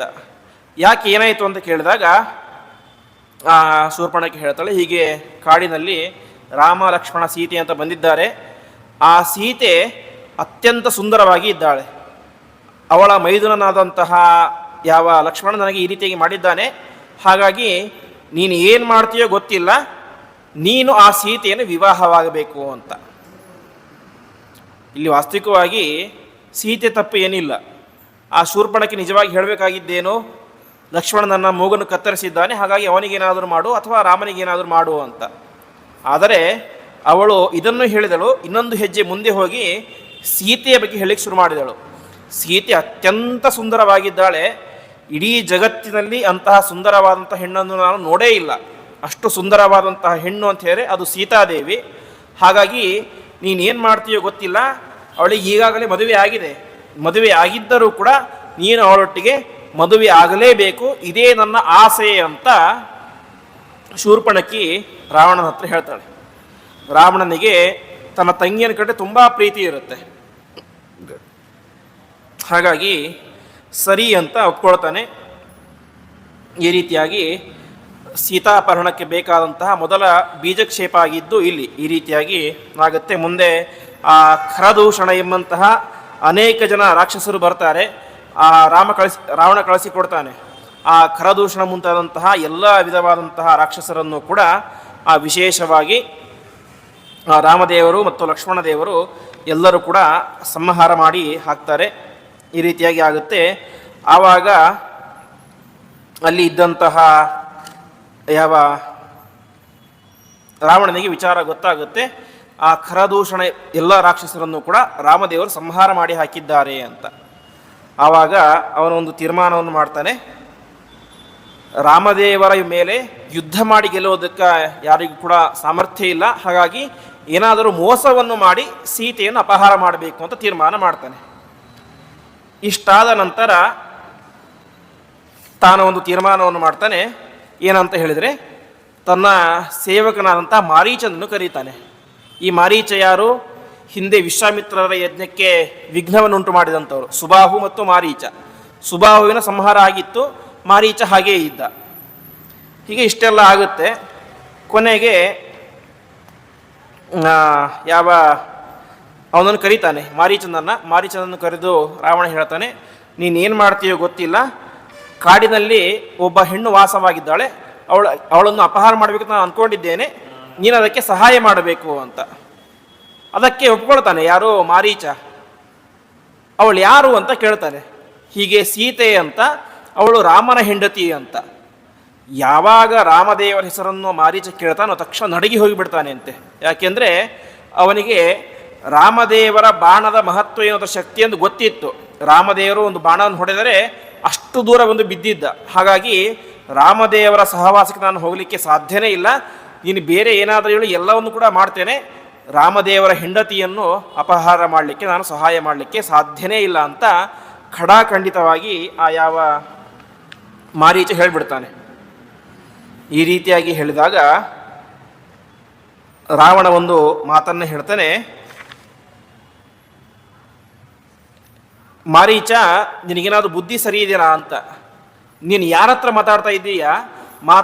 ಮಾತಾಡ್ತಾ ಇರೋದು ಲಂಕೇಶ್ವರ, ಇಡೀ ಲಂಕೆಯ ಪಟ್ಟಣಕ್ಕೆ ಅಧಿಪತಿಯಾದಂತಹ ರಾವಣನ ಹತ್ತಿರ. ಹಾಗಾಗಿ ನೀನೊಬ್ಬ ಸೇವಕ, ನಾನೊಬ್ಬ ರಾಜ. ರಾಜನ ಮುಂದೆ ಸೇವಕ ಯಾವ ರೀತಿ ಇರಬೇಕು ಅಂತ ಹೇಳಿದ್ರೆ, ಅವನು ಏನು ಹೇಳ್ತಾನೋ ಅದನ್ನು ಬಾಯಿ ಮುಚ್ಚಿಕೊಂಡು ಮಾಡಬೇಕಷ್ಟೇ. ಹಾಗಾಗಿ ನಾನು ಸೀತೆಯನ್ನು ಅಪಹಾರ ಮಾಡಬೇಕು, ಅದಕ್ಕೆ ನೀನು ಸಹಾಯ ಮಾಡಲೇಬೇಕು. ಹಾಗಾಗಿ ನೀನು ಮಾಡಲೇಬೇಕು, ಸಹಾಯ ಮಾಡಲಿಕ್ಕಾಗಲ್ಲ, ಹಾಗೆ ಹೀಗೆ ಮಾತನಾಡಲಿಕ್ಕೆ ನಿನಗೆ ಅವಕಾಶವೇ ಇಲ್ಲ, ನೀನು ಏನಾದರೂ ಕೂಡ ನೀನು ಅದನ್ನು ಸಹಾಯವನ್ನು ಮಾಡಲೇಬೇಕು ಅಂತ ತೀರ್ಮಾನ ಮಾಡ್ತಾನೆ. ಕೊನೆಗೆ ಮಾರೀಚ ಹೋಗಿ ಕಾಲಿಗೆ ಬೀಳ್ತಾನೆ ಅಂತ ರಾವಣ ಹತ್ತಿರ. ಸರ್ವಥಾ ನನಗೆ ಈ ಕೆಲಸವೊಂದನ್ನು ಬಿಟ್ಟು ಬೇರೆ ಏನಾದರೂ ಕೊಡು, ಎಲ್ಲವನ್ನು ಕೂಡ ಮಾಡ್ತೇನೆ, ಇದೊಂದು ಸಾಧ್ಯ ಇಲ್ಲ ಅಂತ. ಕೊನೆಗೆ ರಾವಣ ಸಿಟ್ಟಿಗೆದ್ದು ಹೇಳ್ತಾನೆ, ನೀನು ಸೀತೆಯನ್ನು ಅಪಹಾರ ಮಾಡಲಿಕ್ಕೆ ಸಹಾಯ ಮಾಡದೆ ಹೋದರೆ ನಿನ್ನನ್ನು ಕೊಂದೇ ಬಿಡ್ತೇನೆ ಅಂತ. ಮಾರೀಚನಿಗೆ ಒಂದು ನಿಶ್ಚಯ ಆಗುತ್ತೆ, ಏನಾದರೂ ಕೂಡ ಸಾಯುವುದು ನಿಶ್ಚಿತ ಅಂತ. ಸೀತೆಯನ್ನು ಅಪಹಾರ ಮಾಡಲಿಕ್ಕೆ ಅಂತ ಸಹಾಯ ಮಾಡಲಿಕ್ಕೆ ಹೋದರೆ ಅಲ್ಲಿ ನನ್ನನ್ನು ಸಂಹಾರ ಮಾಡಿಯೇ ಮಾಡ್ತಾನೆ. ಮಾಡಲಿಲ್ಲ ಅಂತ ಹೇಳಿದರೆ, ಸೀತೆ ಅಪಹಾರಕ್ಕೆ ಸಹಾಯ ಮಾಡಲಿಲ್ಲ ಅಂತ ಹೇಳಿದರೆ ರಾವಣ ಸಾಯಿಸ್ತಾನೆ. ಒಂದ ರಾವಣನ ಕೈಯಲ್ಲಿ ಸಾಯಬೇಕು, ಒಂದ ರಾಮನ ಕೈಯಲ್ಲಿ ಸಾಯಬೇಕು. ಆಗಿದ್ದಾಗಲಿ ರಾಮನ ಕೈಯಲ್ಲೇ ಸಾಯೋಣ ಅಂತ ತೀರ್ಮಾನ ಮಾಡಿ ತಾನೇ ಮಾಡ್ತಾನೆ. ಸರಿ ರಾವಣ, ನಾನು ನಿನಗೆ ಸಹಾಯ ಮಾಡ್ತೀನಿ ಅಂತ ಒಪ್ಕೊಳ್ತಾನೆ. ಸರಿ, ಏನು ಮಾಡಬೇಕು ಅಂತ ಕೇಳ್ತಾನೆ. ಆವಾಗ ಹಿಂದೆ ಹೇಳಿದಂತೆ ರಾಕ್ಷಸರು ಅಂತೇಳಿ ಕಾಮರೂಪಿಗಳು, ಯಾವ ರೂಪ ಬೇಕೋ ಅದನ್ನು ಹಾಕಿಕೊಳ್ಳುವಂತಹ ಸಾಮರ್ಥ್ಯ ಅವರಿಗಿರುತ್ತೆ. ಆ ರೀತಿಯಾಗಿ ರಾವಣ ಹೇಳ್ತಾನೆ, ನೀನು ಒಂದು ಬಂಗಾರದ ಜಿಂಕೆಯ ವೇಷವನ್ನು ತೊಟ್ಟುಕೊಂಡು ಸೀತೆ ಮುಂದೆ ಓಡಾಡಬೇಕು, ಅಷ್ಟು ಮಾಡಿ ನೀ ಸಾಕು. ಯಾವಾಗ ನಿನ್ನನ್ನು ಅಟ್ಟಿಸ್ಕೊಂಡು ರಾಮ ಬರ್ತಾನೆ ಆವಾಗ ನಾನು ಅಪಹಾರ ಮಾಡ್ಕೊಂಡು ಹೋಗ್ತೇನೆ ಅಂತ ಹೇಳ್ತಾನೆ. ಆವಾಗ ಸರಿ ಅಂತ ಅರಣ್ಯದಲ್ಲಿ ಅಲ್ಲಿ ಸಾವಿರಾರು ಜಿಂಕೆಗಳಿರ್ತವೆ ಕಾಡಿನಲ್ಲಿ. ಅದರ ಮಧ್ಯದಲ್ಲಿ ಈ ಮಾರೀಚ ಒಂದು ಬಂಗಾರದ ಜಿಂಕೆ ವೇಷವನ್ನು ಹಾಕ್ಕೊಂಡು ಬರ್ತಾನೆ ಅಂತೆ. ಬಂದಾಗ ಏನಾಗುತ್ತೆ, ಅಲ್ಲಿ ಅನೇಕ ಜಿಂಕೆಗಳಿರ್ತವೆ. ಜಿಂಕೆಗಳ ಸ್ವಭಾವ ಏನಂತ ಹೇಳಿದ್ರೆ ಮೂಸಿ ನೋಡೋದು, ವಾಸನೆ ನೋಡೋದು. ಅವುಗಳು ಬಂದು ನೋಡ್ತವೆ, ವಾಸನೆ ನೋಡ್ತವೆ ಮಾರೀಚನ ಹತ್ತಿರ. ಅವಳಿಗೆ ಗೊತ್ತಾಗುತ್ತೆ ಇದು ಯಾವುದೋ ನಮ್ಮ ಜಾತಿಯ ಜಿಂಕೆ ಅಲ್ಲ, ಇದು ಬೇರೆ ಯಾವುದೋ ಅಂತ. ಅವು ದೂರ ಓಡಿ ಹೋಗಿ ಬಿಡ್ತವೆ. ಹೀಗೆ ಆ ಜಿಂಕೆ ಓಡ್ತಾ ಓಡ್ತಾ ಓಡ್ತಾ ಓಡ್ತಾ ಸೀತೆಯ ಆಶ್ರಮದ ಮುಂದೆ ಬರುತ್ತೆ. ಆ ಸಂದರ್ಭದಲ್ಲಿ ಆ ಬಂಗಾರದ ಜಿಂಕೆ, ಮೊದಲನೇದಾಗಿ ಜಿಂಕೆಯೇ ಅತ್ಯಂತ ಸುಂದರವಾದಂತಹ ಪ್ರಾಣಿ, ಅತ್ಯಂತ ಮೃದುವಾದಂತಹ ಪ್ರಾಣಿ. ಅಂತಹ ಪ್ರಾಣಿಯನ್ನು ನೋಡಿದರೆ ಪ್ರತಿಯೊಬ್ಬರಿಗೂ ಆಸೆ ಆಗೇ ಆಗುತ್ತೆ. ಅದರಲ್ಲಿ ಕೂಡ ಬಂಗಾರದ ಜಿಂಕೆ, ಅದನ್ನು ನೋಡಿ ಸೀತೆಗೆ ಸಹಜವಾಗಿ ಆಶ್ಚರ್ಯ ಆಗುತ್ತೆ ಅಂತೆ. ತುಂಬ ಆಶ್ಚರ್ಯವಾಗಿ ಈ ಪ್ರಾಣಿ ನನಗೆ ಬೇಕೇ ಬೇಕು ಅಂತ ಹಠ ಹಿಡಿದು ಕೂಡ್ತಾಳೆ ಅಂತೆ. ಈ ಸಂದರ್ಭದಲ್ಲಿ ಆಚಾರ್ಯರು ಒಂದು ಮಾತನ್ನು ಹೇಳ್ತಾರೆ ತಾತ್ಪರ್ಯ ನಿರ್ಣಯದಲ್ಲಿ, ಸೀತೆಗೆ ಈ ರೀತಿಯಾದಂಥ ಆಸೆ ಯಾಕೆ ಬಂತು ಅಂತ. ಯಾಕೆ ಅಂತ ಹೇಳಿದರೆ ಸೀತೆ ಸಾಮಾನ್ಯ ವ್ಯಕ್ತಿ ಅಲ್ಲ, ಸಾಕ್ಷಾತ್ ಮಹಾಲಕ್ಷ್ಮೀ ದೇವಿ. ಅಂತಹ ಮಹಾಲಕ್ಷ್ಮೀ ದೇವಿಗೆ ಈ ಜಿಂಕೆಯ ಮೇಲೆ ಆಸೆ ಯಾಕೆ ಬಂತು ಅಂತ ಹೇಳಿದರೆ, ಯಾಮ್ಯಾಂ ಪರೇಶ ಉರುದೈವ ಕರೋತಿ ಲೀಲಾಂ ತಾಂ ತಾಂ ಕರೋತ್ಯನೋ ತಥೈವ ರಮಾಪಿ ಲೀಲಾ ಅಂತ. ರಾಮದೇವರು ಹುಟ್ಟಿದ್ದು ಒಂದು ರಾಕ್ಷಸರನ್ನು ಸಂಹಾರ ಮಾಡಲಿಕ್ಕೆ ಮತ್ತು ತನ್ನ ಲೀಲೆಯನ್ನು ತೋರಿಸಲಿಕ್ಕೆ ಅಂತ. ಹಾಗಾಗಿ ಕೆಲವೊಂದು ಸಲ ರಾಮದೇವರು ಕೂಡ ನಾಟಕವನ್ನು ಆಡ್ತಾರೆ. ದಶರಥ ಸತ್ತಾಗ ಜೋರಾಗಿ ಅಳ್ಳಿಕ್ಕೆ ಶುರು ಮಾಡ್ತಾರೆ ರಾಮದೇವರು. ಯಾವ ದಶರಥ ಸತ್ತರೆ ರಾಮದೇವರಿಗೆ ಏನಾಗಬೇಕು? ರಾಮದೇವರು ಇಡೀ ಜಗತ್ತಿನ ತಂದೆಯಾದಂತಹ ಸರ್ವೋತ್ತಮ ದೇವತೆ. ಆದರೆ ಲೀಲೆಯಂತೆ ಅವರು ಏನು ಮಾಡ್ತಾರೆ, ಅಳ್ಳಿಕ್ಕೆ ಶುರು ಮಾಡ್ತಾರೆ, ತರ್ಪಣ ಕೊಡ್ತಾರೆ, ಶ್ರಾದ್ದಾದಿಗಳು ಎಲ್ಲವನ್ನು ಕೂಡ ಮಾಡ್ತಾರೆ. ಹಾಗೆ ಪರಮಾತ್ಮ ಯಾವ ರೀತಿಯಾಗಿ ಜನರನ್ನು ನಂಬಿಸಲಿಕ್ಕೋಸ್ಕರ ಲೀಲೆಯನ್ನು ತೋರಿಸ್ತಾ ಇದ್ನೋ, ಅದೇ ರೀತಿಯಾಗಿ ಲಕ್ಷ್ಮೀ ದೇವಿಯು ಕೂಡ ತಾನೇನು ಮಾಡ್ತಾ ಇದ್ದಾಳೆ, ತಾನೂ ಒಬ್ಬ ಸಾಮಾನ್ಯ ಹೆಂಗಸು ಅಂತ ತೋರಿಸಲಿಕ್ಕೆ ಆ ರೀತಿಯನ್ನ ಲೀಲೆಯನ್ನು ತೋರಿಸ್ತಾ ಇರ್ತಾಳೆ. ಹಾಗಾಗಿ ಸಾಮಾನ್ಯ ಹೆಣ್ಣಿನಂತೆ ಆಸೆಯನ್ನು ಹೇಳ್ಕೊಳ್ತಾಳೆ, ನನಗೆ ಆ ಜಿಂಕೆ ಬೇಕು ಅಂತ. ಆವಾಗ ರಾಮದೇವರು ಹೇಳ್ತಾರೆ, ಅದು ಹಿಡಿಲಿಕ್ಕೆ ಸಾಧ್ಯ ಇಲ್ಲ, ಅದನ್ನು ನೋಡಿ ಎಷ್ಟು ವೇಗವಾಗಿ ಓಡ್ತಾ ಇದೆ, ಅದು ಹಿಡಿಲಿಕ್ಕೆ ಸಾಧ್ಯ ಇಲ್ಲ, ಸುಮ್ಮನೆ ಕೂತ್ಕೋ ಅಂತ ರಾಮದೇವರು ಹೇಳುತ್ತಾರೆ. ಈ ರೀತಿಯಾಗಿ ಹೇಳಿದಾಗ ಅಲ್ಲಿ ಇದ್ದಂತಹ ಆ ಸೀತಾದೇವಿ ಹೇಳ್ತಾಳೆ, ಇಲ್ಲ ಇಲ್ಲ ನೀವೇನು ಮಾಡ್ತೀರೋ ಗೊತ್ತಿಲ್ಲ, ನನಗೆ ಅದು ಬೇಕೇ ಬೇಕು. ಒಂದು ವೇಳೆ ನಿಮಗೆ ಅದನ್ನು ಜೀವಂತವಾಗಿ ಹಿಡಿದು ತರಲಿಕ್ಕೆ ಆದರೆ ಜೀವಂತವಾಗಿ ತನ್ನಿ, ಇರಲಿಲ್ಲ ಅಂತ ಹೇಳಿದ್ರೆ ಅದನ್ನು ಸಾಯಿಸಿ ಅದರ ಚರ್ಮವನ್ನು ಆದರೂ ತನ್ನಿ, ಒಟ್ಟಿನಲ್ಲಿ ಆ ಜಿಂಕೆ ನನಗೆ ಬೇಕು ಅಂತ ಹಠ ಹಿಡಿದು ಕೂತ್ಕೊಳ್ತಾಳೆ ಸೀತಾದೇವಿ. ಈ ರೀತಿಯಾಗಿ ಹೇಳಿದಾಗ ಲಕ್ಷ್ಮಣ ಒಂದು ಮಾತನ್ನು ಹೇಳ್ತಾನೆ ರಾಮನಿಗೆ, ರಾಮ, ನಾನು ನನ್ನ ಅತ್ತಿಗೆ ಹತ್ರ ಸೀತಾದೇವಿ ಹತ್ರ ಇಷ್ಟೊಂದು ಆಸೆಯನ್ನು ಯಾವತ್ತೂ ನಾನು ನೋಡೇ ಇಲ್ಲ, ಇಷ್ಟು ತನ್ನ ಆಸೆಯನ್ನು ಹೇಳ್ತಾ ಇದ್ದಾಳೆ ಅಂತ ಹೇಳಿದ್ರೆ ಈ ಜಿಂಕೆ ಯಾವುದೋ ಸಾಮಾನ್ಯ ಜಿಂಕೆ ಆಗಿರಲಿಕ್ಕಿಲ್ಲ, ರಾಕ್ಷಸನ ಮಾಯೇ ಆಗಿರಬೇಕು, ಹಾಗೆ ಸ್ವಲ್ಪ ಹುಷಾರು ಅಂತ ಹೇಳ್ತಾನೆ. ಆವಾಗ ಲಕ್ಷ್ಮಣನಿಗೆ ರಾಮ ಹೇಳ್ತಾನೆ, ಹಾಗಾಗಿದ್ರೆ ಒಳ್ಳೆಯದೇ ಆಯಿತು ಅಂತ. ಈ ಜಿಂಕೆ ಒಂದು ವೇಳೆ ರಾಕ್ಷಸ ಆಗಿದ್ದರೆ ಅದನ್ನು ಅನಾಯಾಸವಾಗಿ ಸಂಹಾರ ಮಾಡಿ ನಾನು ಸಾಯಿಸಿ ಬಿಡ್ತೇನೆ ಎಂಬುದಾಗಿ ಹೇಳಿ, ಆಶ್ರಮದಲ್ಲಿ ನೀನಿದ್ದುಕೊಂಡು ಸೀತೆಯ ರಕ್ಷಣೆಯನ್ನು ಮಾಡು, ನಾನು ಆ ಜಿಂಕೆಯನ್ನು ಸಾಧ್ಯ ಆದರೆ ಜೀವಂತ ತರ್ತೇನೆ, ಇಲ್ಲಾಂದರೆ ಸಾಯಿಸಿ ತರ್ತೇನೆ ಅಂತ ಹೇಳ್ತಾ ಹೋಗ್ತಾನೆ. ಸರಿ ಅಂತ ಆ ಅಗಸ್ತ್ಯರು ಕೊಟ್ಟಂತಹ ಒಳ್ಳೆಯ ಬಿಲ್ಲು ಮತ್ತು ಬಾಣವನ್ನು ಧರಿಸಿಕೊಂಡು ಅದರ ಹಿಂದೆ ಓಡಿ ಹೋಗ್ತಾನೆ. ವಿಶೇಷವಾಗಿ ಮೊದಲೇ ಜಿಂಕೆಗಳು ಭಾರಿ ವೇಗ, ಫಾಸ್ಟಾಗಿ ಓಡ್ತಾ ಇರ್ತವೆ. ಅದರಲ್ಲೂ ಕೂಡ ಆಸುರಿ ಶಕ್ತಿ, ಮಾರೀಚನಂತಹ ದುಷ್ಟ ರಾಕ್ಷಸ ಶಕ್ತಿ ಇದೆ. ಜೋರಾಗಿ ಓಡ್ತಾ ಹೋಗ್ತಾನೆ. ಅದು ಮುಂದೆ ಜೋರಾಗಿ ಓಡ್ತಾ ಇರುತ್ತೆ, ಅದರ ಹಿಂದೆ ಸಾಕ್ಷಾತ್ ರಾಮದೇವರು ಇನ್ನೂ ಜೋರಾಗಿ ಓಡ್ತಾ ಇರ್ತಾರೆ. ಓಡಿ ಹೋಗ್ತಾ ಆಶ್ರಮದಿಂದ ತುಂಬ ದೂರ ಹೋಗ್ತದಂತೆ ಆ ಜಿಂಕೆ ಹೋಗುತ್ತೆ. ಆವಾಗ ರಾಮದೇವರಿಗೆ ಅನಿಸುತ್ತೆ, ಇದನ್ನು ಜೀವಂತವಾಗಿ ಹಿಡಿಲಿಕ್ಕೆ ಸಾಧ್ಯ ಇಲ್ಲ, ಅಷ್ಟು ವೇಗವಾಗಿ ಹೋಗ್ತಾ ಇದೆ, ಹಾಗಾಗಿ ಇದರ ಚರ್ಮವನ್ನು ಅದರ ತೆಗೆದುಕೊಂಡು ಹೋಗೋಣ ಅಂತ ನೇರವಾಗಿ ಅದರ ಮೇಲೆ ಬಾಣಪ್ರಯೋಗವನ್ನು ಮಾಡ್ತಾರೆ. ಆ ಮಾರೀಚನ ದುಷ್ಟಬುದ್ಧಿ ಎಷ್ಟಿತ್ತು ಅಂತ ಹೇಳಿದ್ರೆ, ತನ್ನ ಜೀವ ಹೋಗುವಂತಹ ಸಂದರ್ಭದಲ್ಲಿಯೂ ಕೂಡ ರಾಮದೇವರಿಗೆ ಅಪಚಾರವನ್ನೇ ಮಾಡಬೇಕು ಅಂತ ತೀರ್ಮಾನ ಮಾಡಿ ತಾನೇ ಮಾಡ್ತಾನೆ, ರಾಮನ ಧ್ವನಿಯಿಂದಾಗಿ ಹೇ ಸೀತೆ ಹೇ ಲಕ್ಷ್ಮಣ ಅಂತ ಜೋರಾಗಿ ಕಿರುಚಿ ಸತ್ತು ಹೋಗಿಬಿಡ್ತಾನೆ. ಸತ್ತಿದ್ದು ಮಾರೀಚ, ಧ್ವನಿ ಯಾರದು? ರಾಮದೇವರದು. ಈ ಧ್ವನಿ ಯಾರಿಗೆ ಕೇಳಿಸುತ್ತೆ? ಆಶ್ರಮದಲ್ಲಿ ಇದ್ದಂತಹ ಸೀತಾದೇವಿಗೆ ಮತ್ತು ಲಕ್ಷ್ಮಣನಿಗೆ ಕೇಳಿಸುತ್ತೆ. ಸೀತೆ ತಕ್ಷಣ ಗಾಬರಿ ಆಗ್ತಾಳೆ. ರಾಮನಿಗೆ ಏನಾಗಿದೆನೋ ಏನೋ, ನೀನು ಹೋಗಿ ನೋಡ್ಕೊಂಡು ಬಾ ಎಂಬುದಾಗಿ ಹೇಳ್ತಾಳೆ. ಆವಾಗ ಲಕ್ಷ್ಮಣ ಹೇಳ್ತಾನೆ, ಅದು ಸಾಧ್ಯನೇ ಇಲ್ಲ, ನನ್ನ ಅಣ್ಣನಾದಂತಹ ರಾಮನಿಗೆ ಏನೂ ಆಗಲಿಕ್ಕೆ ಸಾಧ್ಯ ಇಲ್ಲ. ಅವನು ಮಹಾಪರಾಕ್ರಮಶಾಲಿ, ಇದ್ಯಾವುದೋ ಸುಮ್ಮನೆ ರಾಕ್ಷಸರ ಮಾಯೆ ಇದು. ನನಗೆ ಮೊದಲೇ ಗೊತ್ತಿತ್ತು ಆ ಜಿಂಕೆ ಸಾಮಾನ್ಯ ಜಿಂಕೆ ಅಲ್ಲ, ಯಾವುದೋ ರಾಕ್ಷಸ ಅಂತ. ಹಾಗಾಗಿ ಇದು ಸುಮ್ಮನೆ ರಾಕ್ಷಸರ ನಾಟಕ ಅಷ್ಟೇ, ನೀನೇನು ಚಿಂತೆ ಮಾಡಬೇಡ, ರಾಮ ಬರ್ತಾನೆ ಅಂತ. ಸೀತೆ ಎಷ್ಟು ಹೇಳಿದ್ರು ಕೂಡ ಕೇಳಲಿಕ್ಕೆ ಸಾಧ್ಯನೇ ಇಲ್ಲ. ನೀನು ಏನು ಮಾಡ್ತೀವಿ ಗೊತ್ತಿಲ್ಲ, ಬೇಗ ಹೋಗು, ಕರ್ತ್ಕೊಂಡು ಬಾ ಅಂತ ಹಠ ಮಾಡಲಿಕ್ಕೆ ಶುರು ಮಾಡ್ತಾಳೆ. ಈ ರೀತಿಯಾಗಿ ಹಠ ಮಾಡಲಿಕ್ಕೆ ಶುರುವಾದಾಗ ಯಾವ ಲಕ್ಷ್ಮಣ ಅವನು ಕೂಡ ಪರಮಾತ್ಮನ ಸಂಕಲ್ಪದಂತೆ ಆಶ್ರಮವನ್ನು ಬಿಟ್ಟು ರಾಮನನ್ನು ಹುಡುಕಿಕೊಂಡು ಬರಬೇಕು ಅಂತ, ರಾಮ ಯಾವ ಕಡೆ ದಿಕ್ಕಿನಲ್ಲಿ ಹೋಗಿದ್ದನೋ ಅದೇ ದಿಕ್ಕಿನಲ್ಲಿ ತಾನು ಹೋಗ್ತಾನೆ. ಈ ಕಡೆ ಆಶ್ರಮದಲ್ಲಿ ಇದ್ದದ್ದು ಸಾಕ್ಷಾತ್ ಸೀತಾದೇವಿ ಒಬ್ಬಳೇ. ಸೀತಾದೇವಿ ಒಬ್ಬಳೇ ಇದ್ದಾಳೆ. ಆ ಸಂದರ್ಭದಲ್ಲಿ ಏನಾಗುತ್ತೆ, ಯಾವ ಲಂಕಾಧಿಪತಿಯಾದಂತಹ ರಾವಣ ತಾನು ಒಬ್ಬ ಸನ್ಯಾಸಿಯ ವೇಷವನ್ನು ಧಾರಣೆ ಮಾಡಿಕೊಂಡು ಬರ್ತಾನೆ. ಬಂದು ಕೇಳ್ತಾನೆ, ಯಾರು ನೀನು ಅಂತ ಕೇಳ್ತಾನೆ. ಸೀತಾದೇವಿ ಎಲ್ಲ ವಿಚಾರವನ್ನು ಕೂಡ 5 ನಿಮಿಷಗಳ ಕಾಲ ಆ ರಾವಣನೊಟ್ಟಿಗೆ ಮಾತನಾಡಿ ಎಲ್ಲವನ್ನು ಕೂಡ ಹೇಳ್ತಾಳೆ.